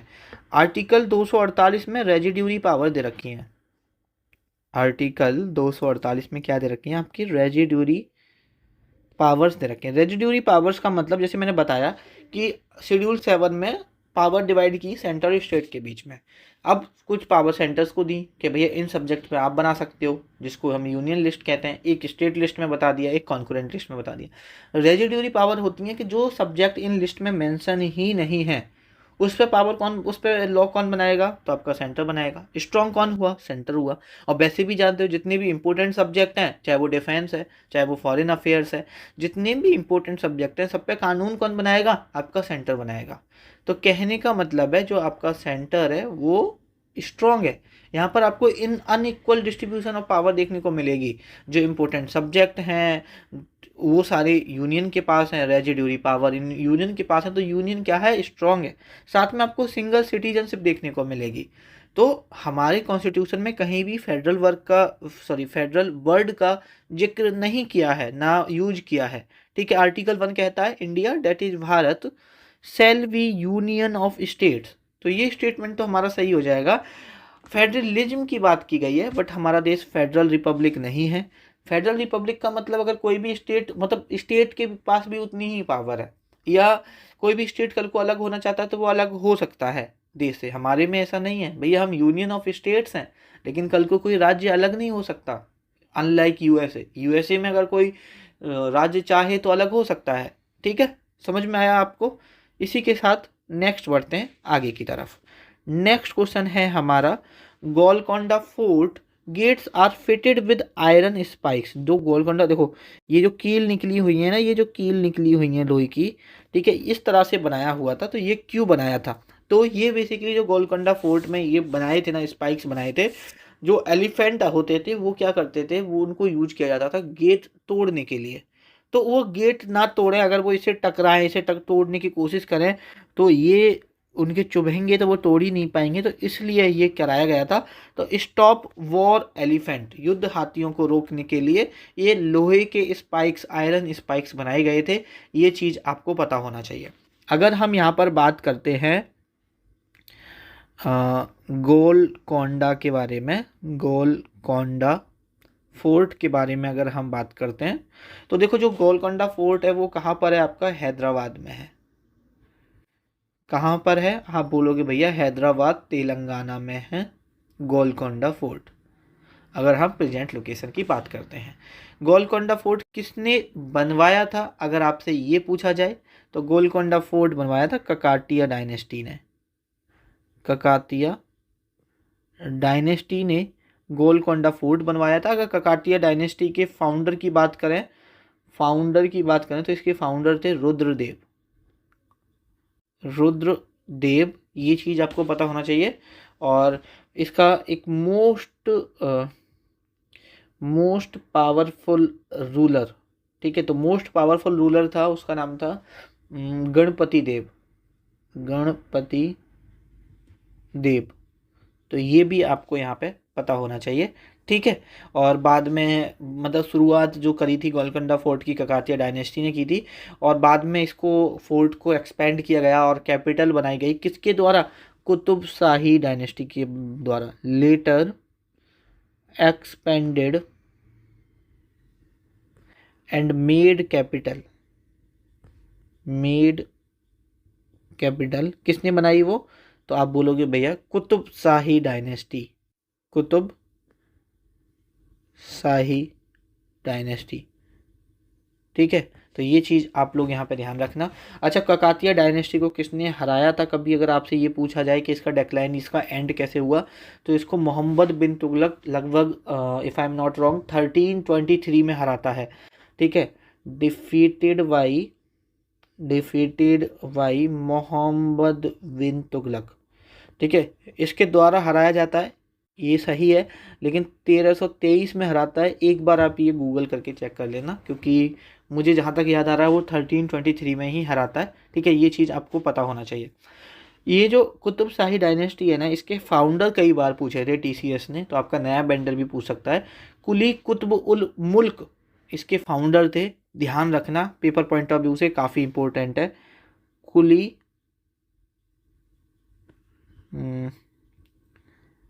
कुली कुतुब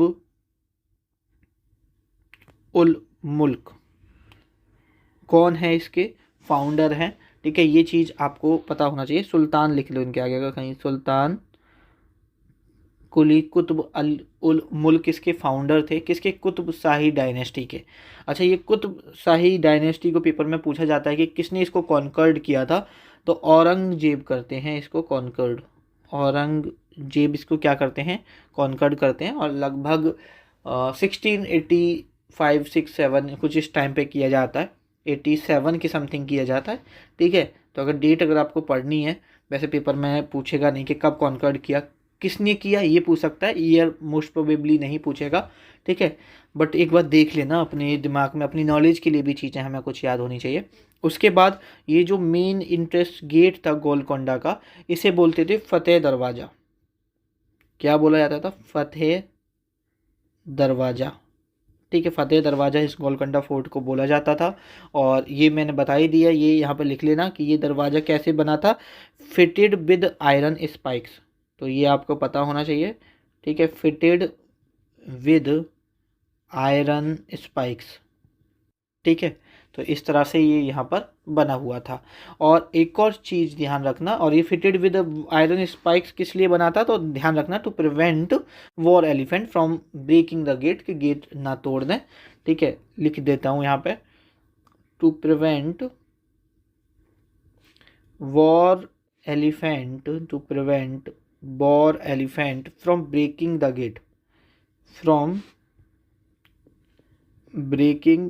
गेट, इसलिए यहाँ पर ये बनाया गया था। एक और चीज़ ध्यान रखना, जो गोलकोंडा फोर्ट था ये वर्ल्ड फेमस था, किसके लिए? गोलकोंडा फोर्ट ये वर्ल्ड फेमस था। एक सेकेंड, पेन चेंज करते हैं। वर्ल्ड फेमस, आप बोलोगे भैया ये वर्ल्ड फेमस क्यों था, तो वर्ल्ड फेमस था ये डायमंड ट्रेड के लिए। किसके लिए? डायमंड ट्रेड के लिए ये वर्ल्ड फेमस था। ये बात भी आपको यहाँ पे पता होनी चाहिए। आई होप ये चीज़ आपको समझ में आ गई होगी। ठीक है, इसी के साथ नेक्स्ट क्वेश्चन की तरफ बढ़ते हैं। नेक्स्ट क्वेश्चन है, अच्छा हमने उसका क्वेश्चन का आंसर तो कर ही लिया ना। हाँ, नेक्स्ट क्वेश्चन है हमारा, consider the following statement regarding the 38 national games 2025। ठीक है, तो थोड़ा सा हम 38 नेशनल गेम्स 2025 के बारे में पढ़ लेते हैं। 38 नेशनल गेम्स 2025। ठीक है, तो जो आपका 38 नेशनल गेम्स 2025 हैं, ये कहाँ पे हुए थे? तो सबको सबसे पहले तो आपको पता होना चाहिए, उत्तराखंड में हुए थे। कहाँ पर हुए थे? उत्तराखंड में हुए थे, ये आपको पता होना चाहिए। ठीक है, और ये नेशनल गेम ही हमने जो पहला लेक्चर किया था उसमें मैंने आपको बोला था कि जो 39 होंगे वो तमिलनाडु में होंगे। बट पता है, जब हम पढ़ा रहे होते हैं तो कुछ चीज़ें हम पढ़ा कुछ और रहे होते हैं। कभी कभी आपने लिखा होगा, देखा होगा कि मैं बोल कुछ और रहा हूँ, लिख कुछ और रहा हूँ, तो वही पता नहीं दिमाग में कहाँ से आ गया कि वो मैंने तमिलनाडु लिख दिया था। लेकिन एक चीज़ ध्यान रखो, अगर कुछ भी गलत होगा लेक्चर के अंदर, तो एक बार इसका कमेंट चेक कर लिया करो। अगर कुछ गलत होता है तो कमेंट करके पिन कर देते हैं, सबसे पहला कमेंट ही दिख जाएगा। अगर कुछ गलत होगा तो वहाँ पे लिख देंगे कि ये करेक्शन है, क्योंकि बाद में पता चलता है कि ये गलती हो गई है, फिर उसे वीडियो में तो सुधारा नहीं जा सकता। या जो हमारा व्हाट्सएप चैनल है वहाँ पे बोल देते हैं कि भाई लेक्चर में इस क्वेश्चन में यहाँ पर ये गलती हो गई है, तो इसको ये ना आके ये आएगा, ठीक है। और गलती होना थोड़ा सा स्वाभाविक होता है, क्योंकि जब देखो मैं आपको सच्चाई बताता हूँ, पूरे दिन जब आप जॉब कर रहे होते हो और ऑफिस में काम रहता है, ऑफिस में पूरे दिन मेरी पूरी ऑफिस में हम 2 लोग हैं, ठीक है। मेरे ऑफिसर हैं, मतलब हर वार्ड होते हैं, तो मेरे ऑफिसर हैं और उनके अंडर मैं हूँ, तो हम दोनों को मिलके ही काम करना होता है।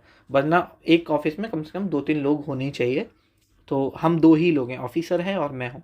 सारा काम कर रहे होते हैं मिलके, पूरा दिन काम करने में जाता है। अभी ये रिपोर्ट तैयार करनी है, अभी ये रिपोर्ट तैयार करनी है, अच्छा ये डेटा कैसे एक्सेस होगा, ठीक है, चीज़ें समझ में नहीं आ रही हैं। अभी कभी क्या होता है, कभी कभी ऑफिस में कोई ऐसी रिपोर्ट्स भी आती हैं जो किसी को भी समझ में नहीं आ रही कि यहाँ से, तो फिर वो पूरा दिमाग लगाना, सारा काम करना, पूरा दिन उसमें जाता है। और बहुत सारी चीज़ें होती हैं जो असेसी होते हैं, उनकी भी चीज़ों को रिजॉल्व करना होता है।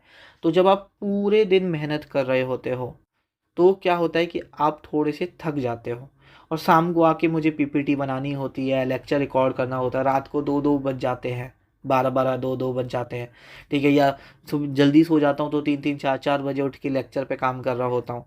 तो कभी कभी ऐसा होता है कि थोड़ी बहुत गलती हो जाती है, 1-2 गलती, कुछ गलत पढ़ा दिया, लेकिन उसको हम अपडेट कर देते हैं व्हाट्सएप चैनल पे भी, अपने अपडेट कर देते हैं। और अपना जो हमारा कमेंट सेक्शन है उस पर भी हम पहले कमेंट में पिन कर देते हैं। बाद बाकी का आपको, हाँ वो पहले आप कुछ और पढ़ लेते हो, बाद में आपको जैसे बताया कि फर्स्ट जो 39 नेशनल गेम है, मैंने आपको तमिलनाडु बता दिया, लेकिन वो था मेघालय। लेकिन भाई अब उसके लिए सॉरी ही बोल सकते हैं, और तो कुछ कर नहीं सकते। और अपनी मजबूरी भी बता दी आपको, प्रॉब्लम भी बता दी कि भाई ये प्रॉब्लम है, इस वजह से गलती होने के चांसेस ज़्यादा रहते हैं। तो चलिए वापस से जो हमारे 38 नेशनल गेम हुए हैं उसकी तरफ आते हैं। इसमें अगर हम टॉप टीम की बात करते हैं तो टॉप टीम में सबसे पहले यहाँ पर रही है सर्विसेस। यह सर्विसेज ना देके आपको ऐसे दे सकता है कि सर्विस बोर्ड का नाम दे सकता है, service sports control board, service sport control board, SSCB करके आपको दे सकता है। ये एक स्पोर्ट्स बॉडी है, ठीक है, किसकी, जो इंडियन आर्म्ड फोर्सेस होती हैं, जो सर्विसेज को नेशनल गेम में रिप्रेजेंट करती हैं, जैसे इंडियन आर्मी, नेवी, एयरफोर्स, तो ये टॉप पे रही है, ठीक है। अगर हम इसके बारे में बात करते हैं तो टोटल कितने मेडल जीते हैं, 121 मेडल जीते हैं।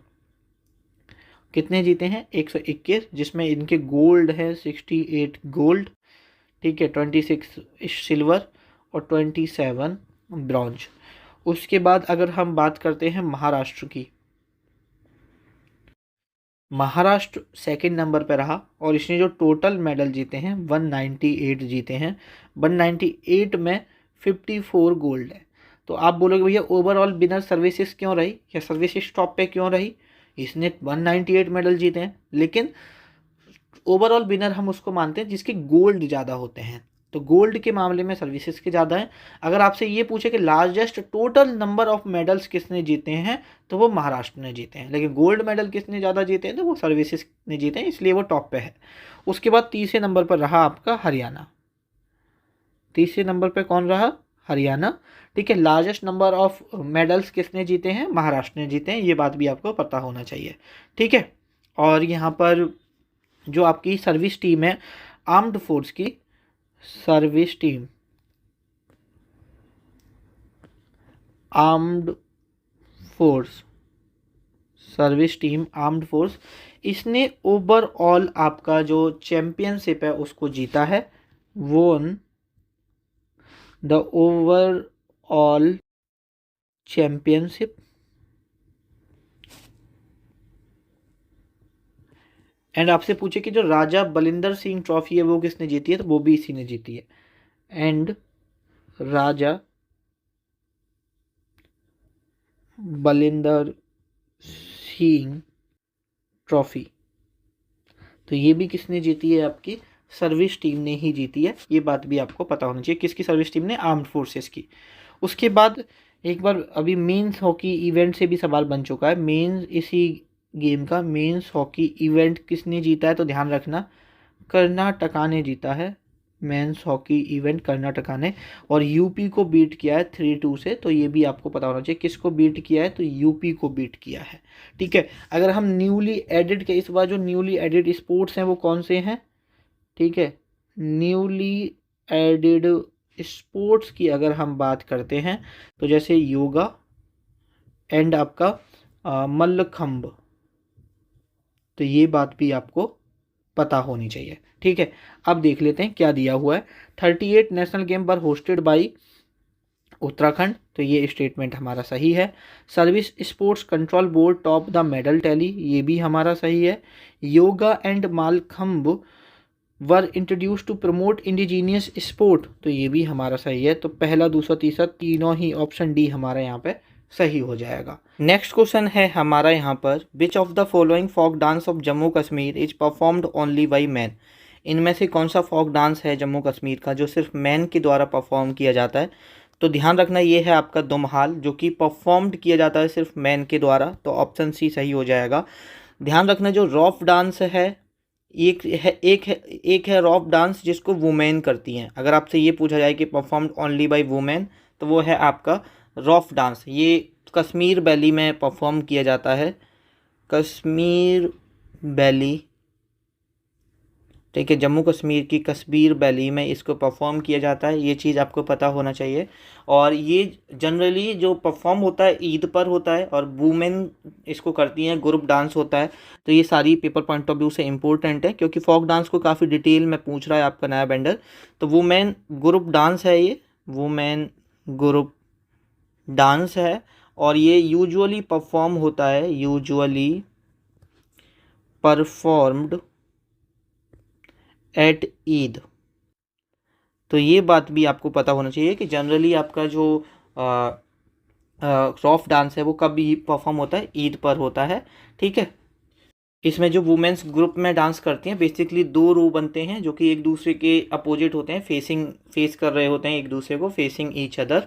ठीक है, और ये जो परफॉर्म किया जाता है इसमें ये चीज़ ध्यान रखना, टो हील का फुटवर्क रहता है, एड़ी और जो आपका आगे वाला हिस्सा टो वाला हिस्सा होता है उस पर ये डांस को परफॉर्म किया जाता है। और जिसको हम, ये जो टो हील का फुटवर्क होता है इसको हम रास बोलते हैं। तो ये भी स्टेटमेंट बना के दे सकता है, तो ये भी आपको पता होना चाहिए। Dancers stand in two rows, dancers दो रोज में होते हैं, ये पता होना चाहिए। और एक दूसरे को देख रहे होते हैं, तो ऐसे लिख सकते हो, dancers stand in two rows and facing each other, and facing each other, एक दूसरे की तरफ उनके मुंह होते हैं। और ये कौन सा फुटवर्क होता है? टो हील फुटवर्क होता है, परफॉर्म्ड टो हील फुटवर्क। और इसको लोकल भाषा में क्या बोलते हैं? टो हील फुटवर्क को रास बोला जाता है। तो ये बात भी आपको पता होना चाहिए। कौन सा डांस है ये? आपका रॉफ डांस है। तो ऐसे याद करो कि वुमेन्स का खौफ रहता है मेल के अंदर, मेंस के अंदर। ठीक है, तो खौफ से रॉफ याद कर लो। ठीक है, और बहुत डरते हैं, डरने से दुम्हाल याद कर लो कि ये मैन करते हैं। ठीक है, अगर हम बात करते हैं हाफिजा, ये भी आपका जम्मू कश्मीर का ही डांस है। ठीक है, इसी के साथ हम नेक्स्ट क्वेश्चन की तरफ आगे बढ़ते हैं। आज का हमारा सेकंड लास्ट क्वेश्चन है, consider the following statement regarding earth climate zone. आपको अर्थ के क्लाइमेट जोन के बारे में दो स्टेटमेंट दिए हुए हैं और आपको बताना है कि कौन सा स्टेटमेंट यहाँ पे सही है, कौन सा गलत है। India lies mostly in tropical climatic zone, कि जो आपका इंडिया है वो किस जोन में लाई करता है? ट्रॉपिकल क्लाइमेटिक जोन में लाई करता है। As it is located between tropic of cancer and the equator, क्योंकि ये कहाँ पर लोकेटेड है? ट्रॉपिक ऑफ कैंसर और इक्वेटर के बीच में लोकेटेड है, ये आपसे पूछा है। दूसरा है polar climatic zone receive maximum solar radiation through out the year. तो ये आपके दो स्टेटमेंट हैं, बताना है आपको, बताना है कि आपके कौन से स्टेटमेंट यहाँ पे सही हैं। तो थोड़ा सा हम क्लाइमेटिक जोन के बारे में पढ़ लेते हैं। क्लाइमेटिक जोन के बारे में हम थोड़ी सी यहाँ पे बात कर लेते हैं। तो अगर मैं यहाँ पे क्लाइमेटिक जोन की बात करता हूँ तो एक लार्ज एरिया जो हमारी पृथ्वी का होता है, जिसमें आपको similar temperature, similar weather conditions, इनमें बहुत ज़्यादा वेरिएशन नहीं देखने को मिलता, उसको हम एक क्लाइमेटिक जोन का नाम दे देते हैं। ठीक है, तो एक एक करके पढ़ते हैं। सबसे पहले हम पढ़ते हैं यहाँ पर ट्रॉपिकल जोन। जो यहाँ पर आप देख रहे हो ये आपका कौन सा है, ये आपका ट्रॉपिकल जोन है। तो देखो जो ट्रॉपिकल जोन होता है, ट्रॉपिकल जोन के बारे में ये चीज़ ध्यान रखना है, ये पूरा मैं आपको ज्योग्राफी में करा के आया हूँ। मैं आपको ट्रॉपिक ऑफ कैंसर, कैप्रिकॉर्न, तो वो सारी चीज़ें आई होप कि वो बेसिक चीज़ें आपको आती होंगी। तो ये जो ट्रॉपिकल जोन होता है ये बिटवीन आपका किस किस के बिटवीन होता है, ट्रॉपिक ऑफ कैंसर और ट्रॉपिक ऑफ कैप्रिकॉर्न। तो ये है आपकी ट्रॉपिक ऑफ कैंसर और ये है आपका ट्रॉपिक ऑफ कैप्रिकॉर्न। तो ध्यान रखना, आपका जो क्लाइमेटिक जोन मैंने आपको बता दिया, सबसे पहला आपका कौन सा होता है, ट्रॉपिकल जोन होता है। ट्रॉपिकल जोन, अगर ट्रॉपिकल जोन के बारे में आपके पेपर में पूछा जाए तो ट्रॉपिकल जोन को हिंदी में बोलते हैं उष्णकटिबंधीय क्षेत्र बोलते हैं। ठीक है, तो ये होता है between tropic of cancer, tropic of cancer. अब बताओ ट्रॉपिक ऑफ कैंसर नॉर्थ में होती है, कितने डिग्री नॉर्थ में होती है, तो आप बोलोगे भैया 23.5 डिग्री नॉर्थ में होती है, पढ़ाया हुआ है आपने वन शॉट में। एंड ट्रॉपिक ऑफ कैप्रिकॉर्न, अगर हम ट्रॉपिक ऑफ कैप्रिकॉर्न की बात करते हैं तो ये 23.5 डिग्री साउथ में होती है। ठीक है, तो मैंने आपको बताया था जैसे ये इक्वेटर है। ठीक है, तो हमारा इंडिया कहाँ पर लोकेटेड है, इस वाले रीजन में लोकेटेड है। तो इंडिया का जो मैक्सिमम ये वाला पार्ट है, जो इंडिया का मैक्सिमम पार्ट है वो कहाँ पर है, ये ट्रॉपिकल जोन वाला जो हिस्सा है इसमें जो आपका इंडिया का पार्ट है सबसे ज़्यादा इसमें है। ठीक है, तो अगर और इस वाले कंडीशन में जो वेदर कंडीशन होती हैं वो आपको देखने को मिलेगा कि एक तो गर्मी रहेगी, ठीक है, high temperature through out the year, high temperature. अब इसमें हाई टेम्परेचर क्यों रहता है, high temperature through out the year, through out the year, पूरी साल यहाँ पर ज़्यादा टेम्परेचर रहता है क्योंकि जो सोलर रेडिएशन होती हैं वो डायरेक्ट पड़ती हैं और मैक्सिमम रहती हैं। ये जो ट्रॉपिकल जोन है सबसे ज़्यादा सोलर रेडिएशन आपको यहीं पे देखने को मिलेंगी। तो यहाँ पर हाई टेम्परेचर रहता है और हाई टेम्परेचर की वजह से जो सीजनल होते हैं, जो सीजन्स होते हैं, जो अलग अलग सीजन्स के बीच में जो टेम्परेचर डिफरेंस होता है, जो वेरिएशन होता है वो सबसे कम देखने को मिलेगा। तो ट्रॉपिकल जोन में दो चीज़ें आपको पता होना चाहिए कि high temperature through out the year रहता है। ठीक है, जो जो तापमान है वो थोड़ा सा ज़्यादा रहता है। उसके बाद अगर हम बात करते हैं, क्योंकि देखो ये पोलर जोन नहीं है, ये टेम्परेट जोन है, यहाँ पे ये गलत लिखा हुआ है, टेम्परेट जोन। इंडिया का कुछ ही पार्ट है जो टेम्परेट जोन में लाई करता है, बाद बाकी का आप साउथ की तरफ जाएंगे तो वो पूरा ट्रॉपिकल जोन में लाई करता है और आपने देखा होगा साउथ में गर्मी रहती है। ठीक है, तो यहाँ पर एक तो हाई टेम्परेचर रहता है, साथ ही में मिनिमम या मिनिमल लिख लो, मिनिमल क्या पढ़ाया था मैंने आपको, सीजन टेम्परेचर के बारे में, मिनिमल सीजन टेम्परेचर वेरिएशन देखने को मिलेगा। जो सीजन्स के बीच में टेम्परेचर होगा, जैसे अभी अगर मैं अपनी बात करता हूँ, अभी मैं महाराष्ट्र में रह रहा हूँ, नॉर्थ में बहुत ठंड पड़ रही है, आप स्वेटर पहन रहे होंगे, जर्सी पहन रहे होंगे, एंड अभी यहाँ पे मेरे रूम में पंखा चला हुआ है और मैं टी शर्ट में बैठ के इस क्लास को रिकॉर्ड कर रहा हूँ। ठीक है, तो यहाँ पर ज़्यादा टेम्परेचर डिफरेंसेस देखने को नहीं मिलता है। लाइक ठंड भी वैसी ही रहती है, गर्मी भी। अभी ऑफिस जाएंगे तो वहाँ पे एसी चल रही होगी ऑफिस में, तो बहुत ज़्यादा टेम्परेचर वेरिएशन देखने को नहीं मिलता है। अगर हम नॉर्थ वाले पार्ट को छोड़ दिया जाए, अगर आप सेंट्रल से नीचे जाते चले जाएंगे तो वहाँ पर आपको सीजन्स के बीच में बहुत ज़्यादा टेम्परेचर डिफरेंस देखने को नहीं मिलेगा। और हमारे जो भारत का अधिकांश हिस्सा है, जो अधिकांश पार्ट है, जो जहाँ पर लिखा हुआ है ना, India lies mostly in tropical climatic zone, तो ये बात बिल्कुल सही है कि जो भारत का अधिकांश हिस्सा है वो ट्रॉपिकल क्लाइमेटिक जोन में ही स्थिर है। और ट्रॉपिकल जोन जो लाई करता है वो ट्रॉपिक ऑफ कैंसर और ट्रॉपिक ऑफ कैप्रिकॉर्न, मतलब 23.5 डिग्री नॉर्थ इक्वेटर से, अगर जैसे सपोज मेरा यहाँ इक्वेटर है तो 23.5 डिग्री नॉर्थ चले जाओ, 23.5 डिग्री साउथ में चले जाओ, तो यहाँ पर जो मेरा जोन होगा उसको मैं ट्रॉपिकल जोन बोलता हूँ। ये बात आपको पता होनी चाहिए। मिनिमम सीजन टेम्परेचर वेरिएशन देखने को मिलेगा और भारत का मेनली पार्ट इसी जोन में देखने को मिलेगा आपको। ठीक है, उसके बाद अगर हम बात करते हैं दूसरे जोन की, तो दूसरा जोन है हमारा यहाँ पर टेम्परेट जोन। टेम्परेट जोन, दूसरा जोन कौन सा है हमारा, टेम्परेट जोन है, जिसको हम हिंदी में बोलते हैं शीतोष्ण क्षेत्र करके बोला जाता है हिंदी में। और ये जो ट्रॉपिक्स हैं, ये जो जैसे यहाँ पे ट्रॉपिक ऑफ कैंसर है, ठीक है, और ये आपका यहाँ पर ट्रॉपिक ऑफ कैप्रिकॉर्न है। यहाँ से लेके आपका यहाँ पर जो ये पोलर सर्किल है, इसके बीच का डिस्टेंस, और ट्रॉपिक ऑफ कैप्रिकॉर्न से लेके यहाँ तक ये जो पोलर सर्किल के जो ये पोलर जोन जहाँ से स्टार्ट होता है यहाँ तक पोलर सर्किल तक का जो गैप होता है, ये वाला टेम्परेट जोन होता है, और ये वाला आपका टेम्परेट जोन होता है। तो ये टेम्परेट जोन कौन सा होगा? बिटवीन जो ये ट्रॉपिक्स हैं उनके between tropics and polar circles. Polar circles, ये चीज़ आप लोग यहाँ पे ध्यान रखना। यहाँ पर जो टेम्परेचर देखने को मिलेगा, जैसे कि ट्रॉपिकल में तो आपको सबसे ज़्यादा देखने को मिलेगा, लेकिन जो ये टेम्परेट जोन है, इस टेम्परेट जोन में जो आपको टेम्परेचर देखने को मिलेगा वो कैसा मिलेगा? मॉडरेट टेम्परेचर देखने को मिलेगा। मॉडरेट टेम्परेचर आपको देखने को मिलेगा।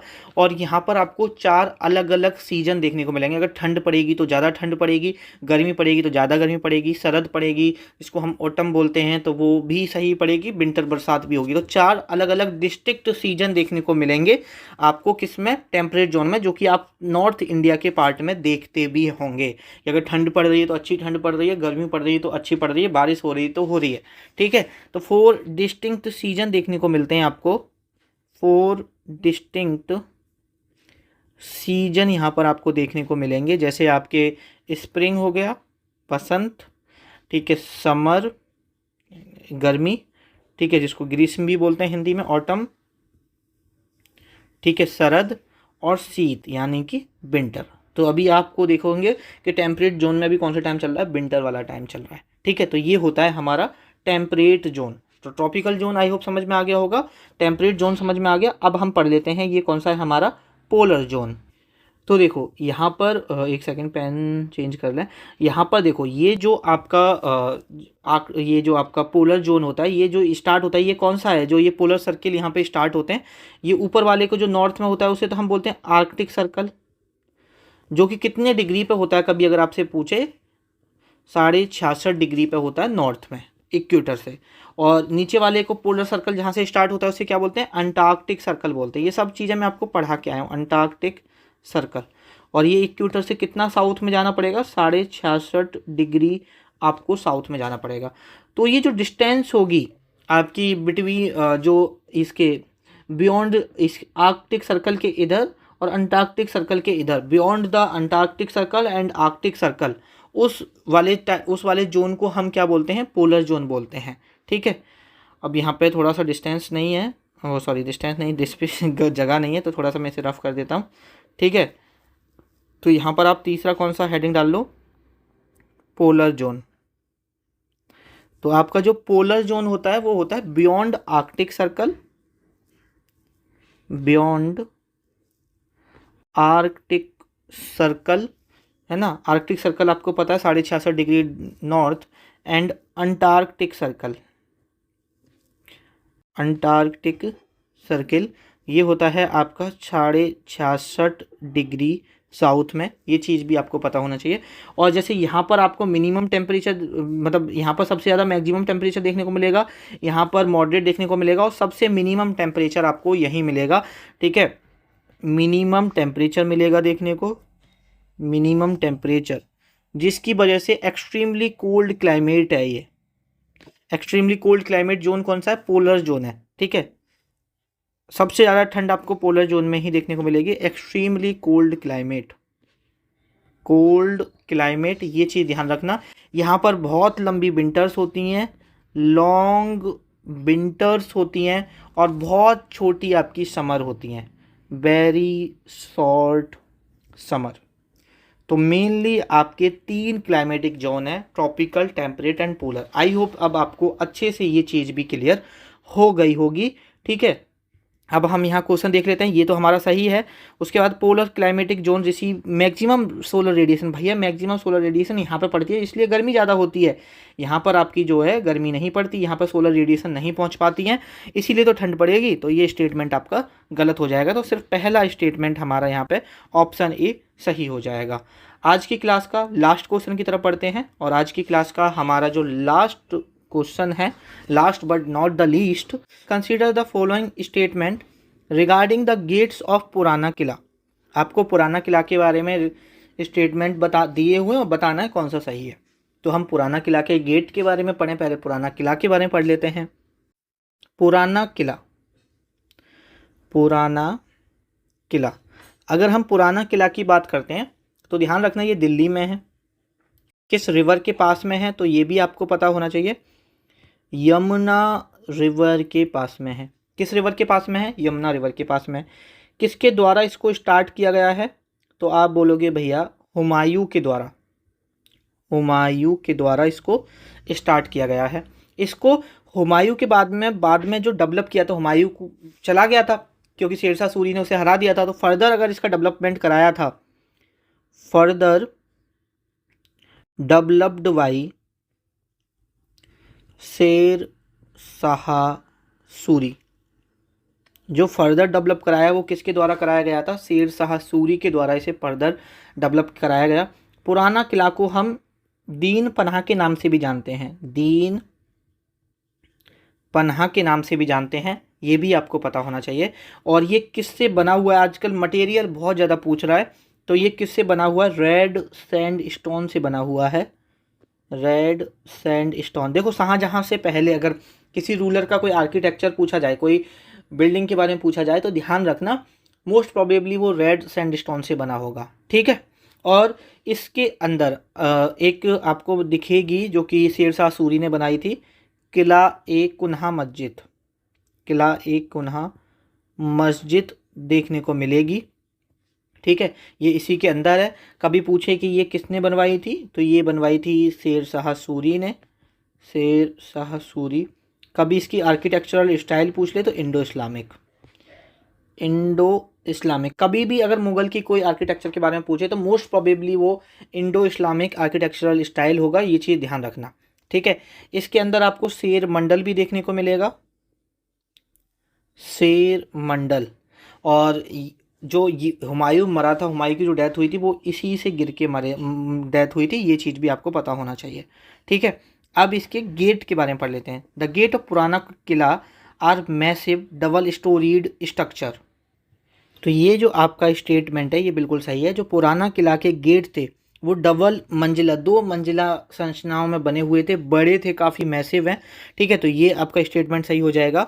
Red sandstone was primarily material used in construction of these gate. ये पूरा ही इसमें रेड सैंडस्टोन का बनाया गया, तो ये भी आपका स्टेटमेंट सही हो जाएगा। तो बोथ 1 और 2 स्टेटमेंट आपके यहाँ पे सही हो जाएंगे। इसी के साथ आज का जो हमारा ये लेक्चर है ये पूरा होता है। आई होप आपको ये लेक्चर अच्छा लगा होगा। मैं आप सभी से एक रिक्वेस्ट करना चाहूँगा, आपको ये लेक्चर कैसा लगा है प्लीज़ अपनी फीडबैक ज़रूर शेयर करना। आपको ये लेक्चर से कितना बेनिफिट हो रहा है, आप अपना फीडबैक शेयर करोगे, वही मुझे एक मोटिवेशन देता है आगे ऐसे ही काम करने के लिए। तो प्लीज़ अपनी फीडबैक ज़रूर शेयर करना, क्योंकि एक लेक्चर के अंदर काफ़ी मेहनत लगती है, 2-2 3 दिन चले जाते हैं एक लेक्चर को अच्छे से पीपीटी बनाना, कितना पढ़ाना है, क्या पढ़ाना है, कैसे पढ़ाना है, पूरी चीज़ों को एक तरह से एनालिसिस करके पढ़ाना। बाद बाकी का अब हम बात कर लेते हैं इसकी पीडीएफ आप कैसे एक्सेस कर सकते हो। तो देखो एक हमारा अर्जुन बैच का पीडीएफ ग्रुप है MTS 2025 के लिए। इसमें इस सीरीज़ के लेक्चर्स के नोट्स तो आपको मिलेंगे ही मिलेंगे। अभी तक मैं फरवरी 2025 से MTS के लिए पढ़ा रहा हूँ। अभी तक MTS के लिए जितना भी पढ़ाया है सभी के नोट्स आपको इस ग्रुप के अंदर मिल जाएंगे। ये जो हम गेम चेंजर सीरीज कर रहे हैं इसके भी नोट्स आपको PDF फॉर्मेट में, डिजिटल प्रिंटेबल फॉर्मेट में मिलेंगे। साथ में मैंने आपको complete static GK, history, geography, polity, economics ये सभी लेक्चर वाइज कराए हैं, इसकी भी PDF मिल जाएगी आपको। बायोलॉजी, केमिस्ट्री, फिजिक्स ये वन शॉट कराए हैं, इनकी भी PDF मिल जाएगी। कंप्लीट करंट अफेयर कराया है, उसका भी वन शॉट की PDF मिल जाएगी डिजिटल प्रिंटेबल फॉर्मेट में। फिर उसके बाद हमने मैराथन सीरीज करी थी। पहले हमने लेक्चर वाइज कराया था हिस्ट्री को, पॉलिटी को, ज्योग्राफी को, इकोनॉमिक्स को, बाद में इनके वन शॉट भी कराए गए। तो जो वन शॉट में नया कराया गया वो लेक्चर नोट्स में हमने अलग से एड ऑन भी कर दिया, ठीक है। वो एड ऑन करके भी अपडेटेड नोट्स मिल जाएंगे। साथ में आपको कंप्लीट इंग्लिश ग्रामर की मैराथन कराई गई 45 ग्रामर रूल, उसके भी आपको PDF मिल जाएगी। कंप्लीट एडिशनल ग्रामर टॉपिक्स की मैराथन कराई गई, उसकी भी पीडीएफ आप एक्सेस कर सकते हो। कंप्लीट वोकैबुलरी सीरीज को 4 पार्ट में कराया गया, जिसमें एक पार्ट में 400 वन वर्ड सब्स्टिट्यूशन, एक पार्ट में 300 सिनोनियम्स, एक पार्ट में 175 एंटोनियम्स और एक पार्ट में 400 ईडियम्स कराए गए। इनकी भी पीडीएफ मिल जाएगी। ये एमटीएस के लिए मोस्ट इंपॉर्टेंट वोकैबुलरी है। एक फिक्स प्रपोजिशन की मैराथन कराई थी, इसकी भी आपको पीडीएफ मिल जाएगी। मैथ और रीजनिंग की मैराथन कराई गई, इसके आपको डिजिटल नहीं मिलेंगे, हैंड रिटन पीडीएफ मिलेगी। तो इन सभी चीज़ की पीडीएफ, कहने का मतलब है एमटीएस के लिए इस कंटेंट के अलावा आपको कुछ भी पढ़ने की जरूरत नहीं पड़ेगी। One stop solution for MTS 2025, ठीक है, जीके, इंग्लिश, रीजनिंग और मैथ के लिए। ये सभी की पीडीएफ आप डिजिटल प्रिंटेबल फॉर्मेट में ले सकते हो। ये सभी क्लासेस यूट्यूब पे फ्री हैं, यूट्यूब पे अपलोडेड है, आप जाके देख सकते हो। पीडीएफ इसकी पेड है, जिसकी प्राइस 299 है। इन सभी की पीडीएफ अगर आप एक्सेस करना चाहते हो, इस नंबर पर मैसेज कीजिए, हमारी टीम से आपको एक क्यूआर कोड सेंड किया जाएगा, उस पर पेमेंट करके आप स्क्रीनशॉट भेज देना। विदिन 24 आवर्स आपको ग्रुप में ऐड कर दिया जाएगा। तो चलिए इस वीडियो को यहीं पे ख़त्म करते हैं, आपसे मुलाकात होगी नेक्स्ट लेक्चर में।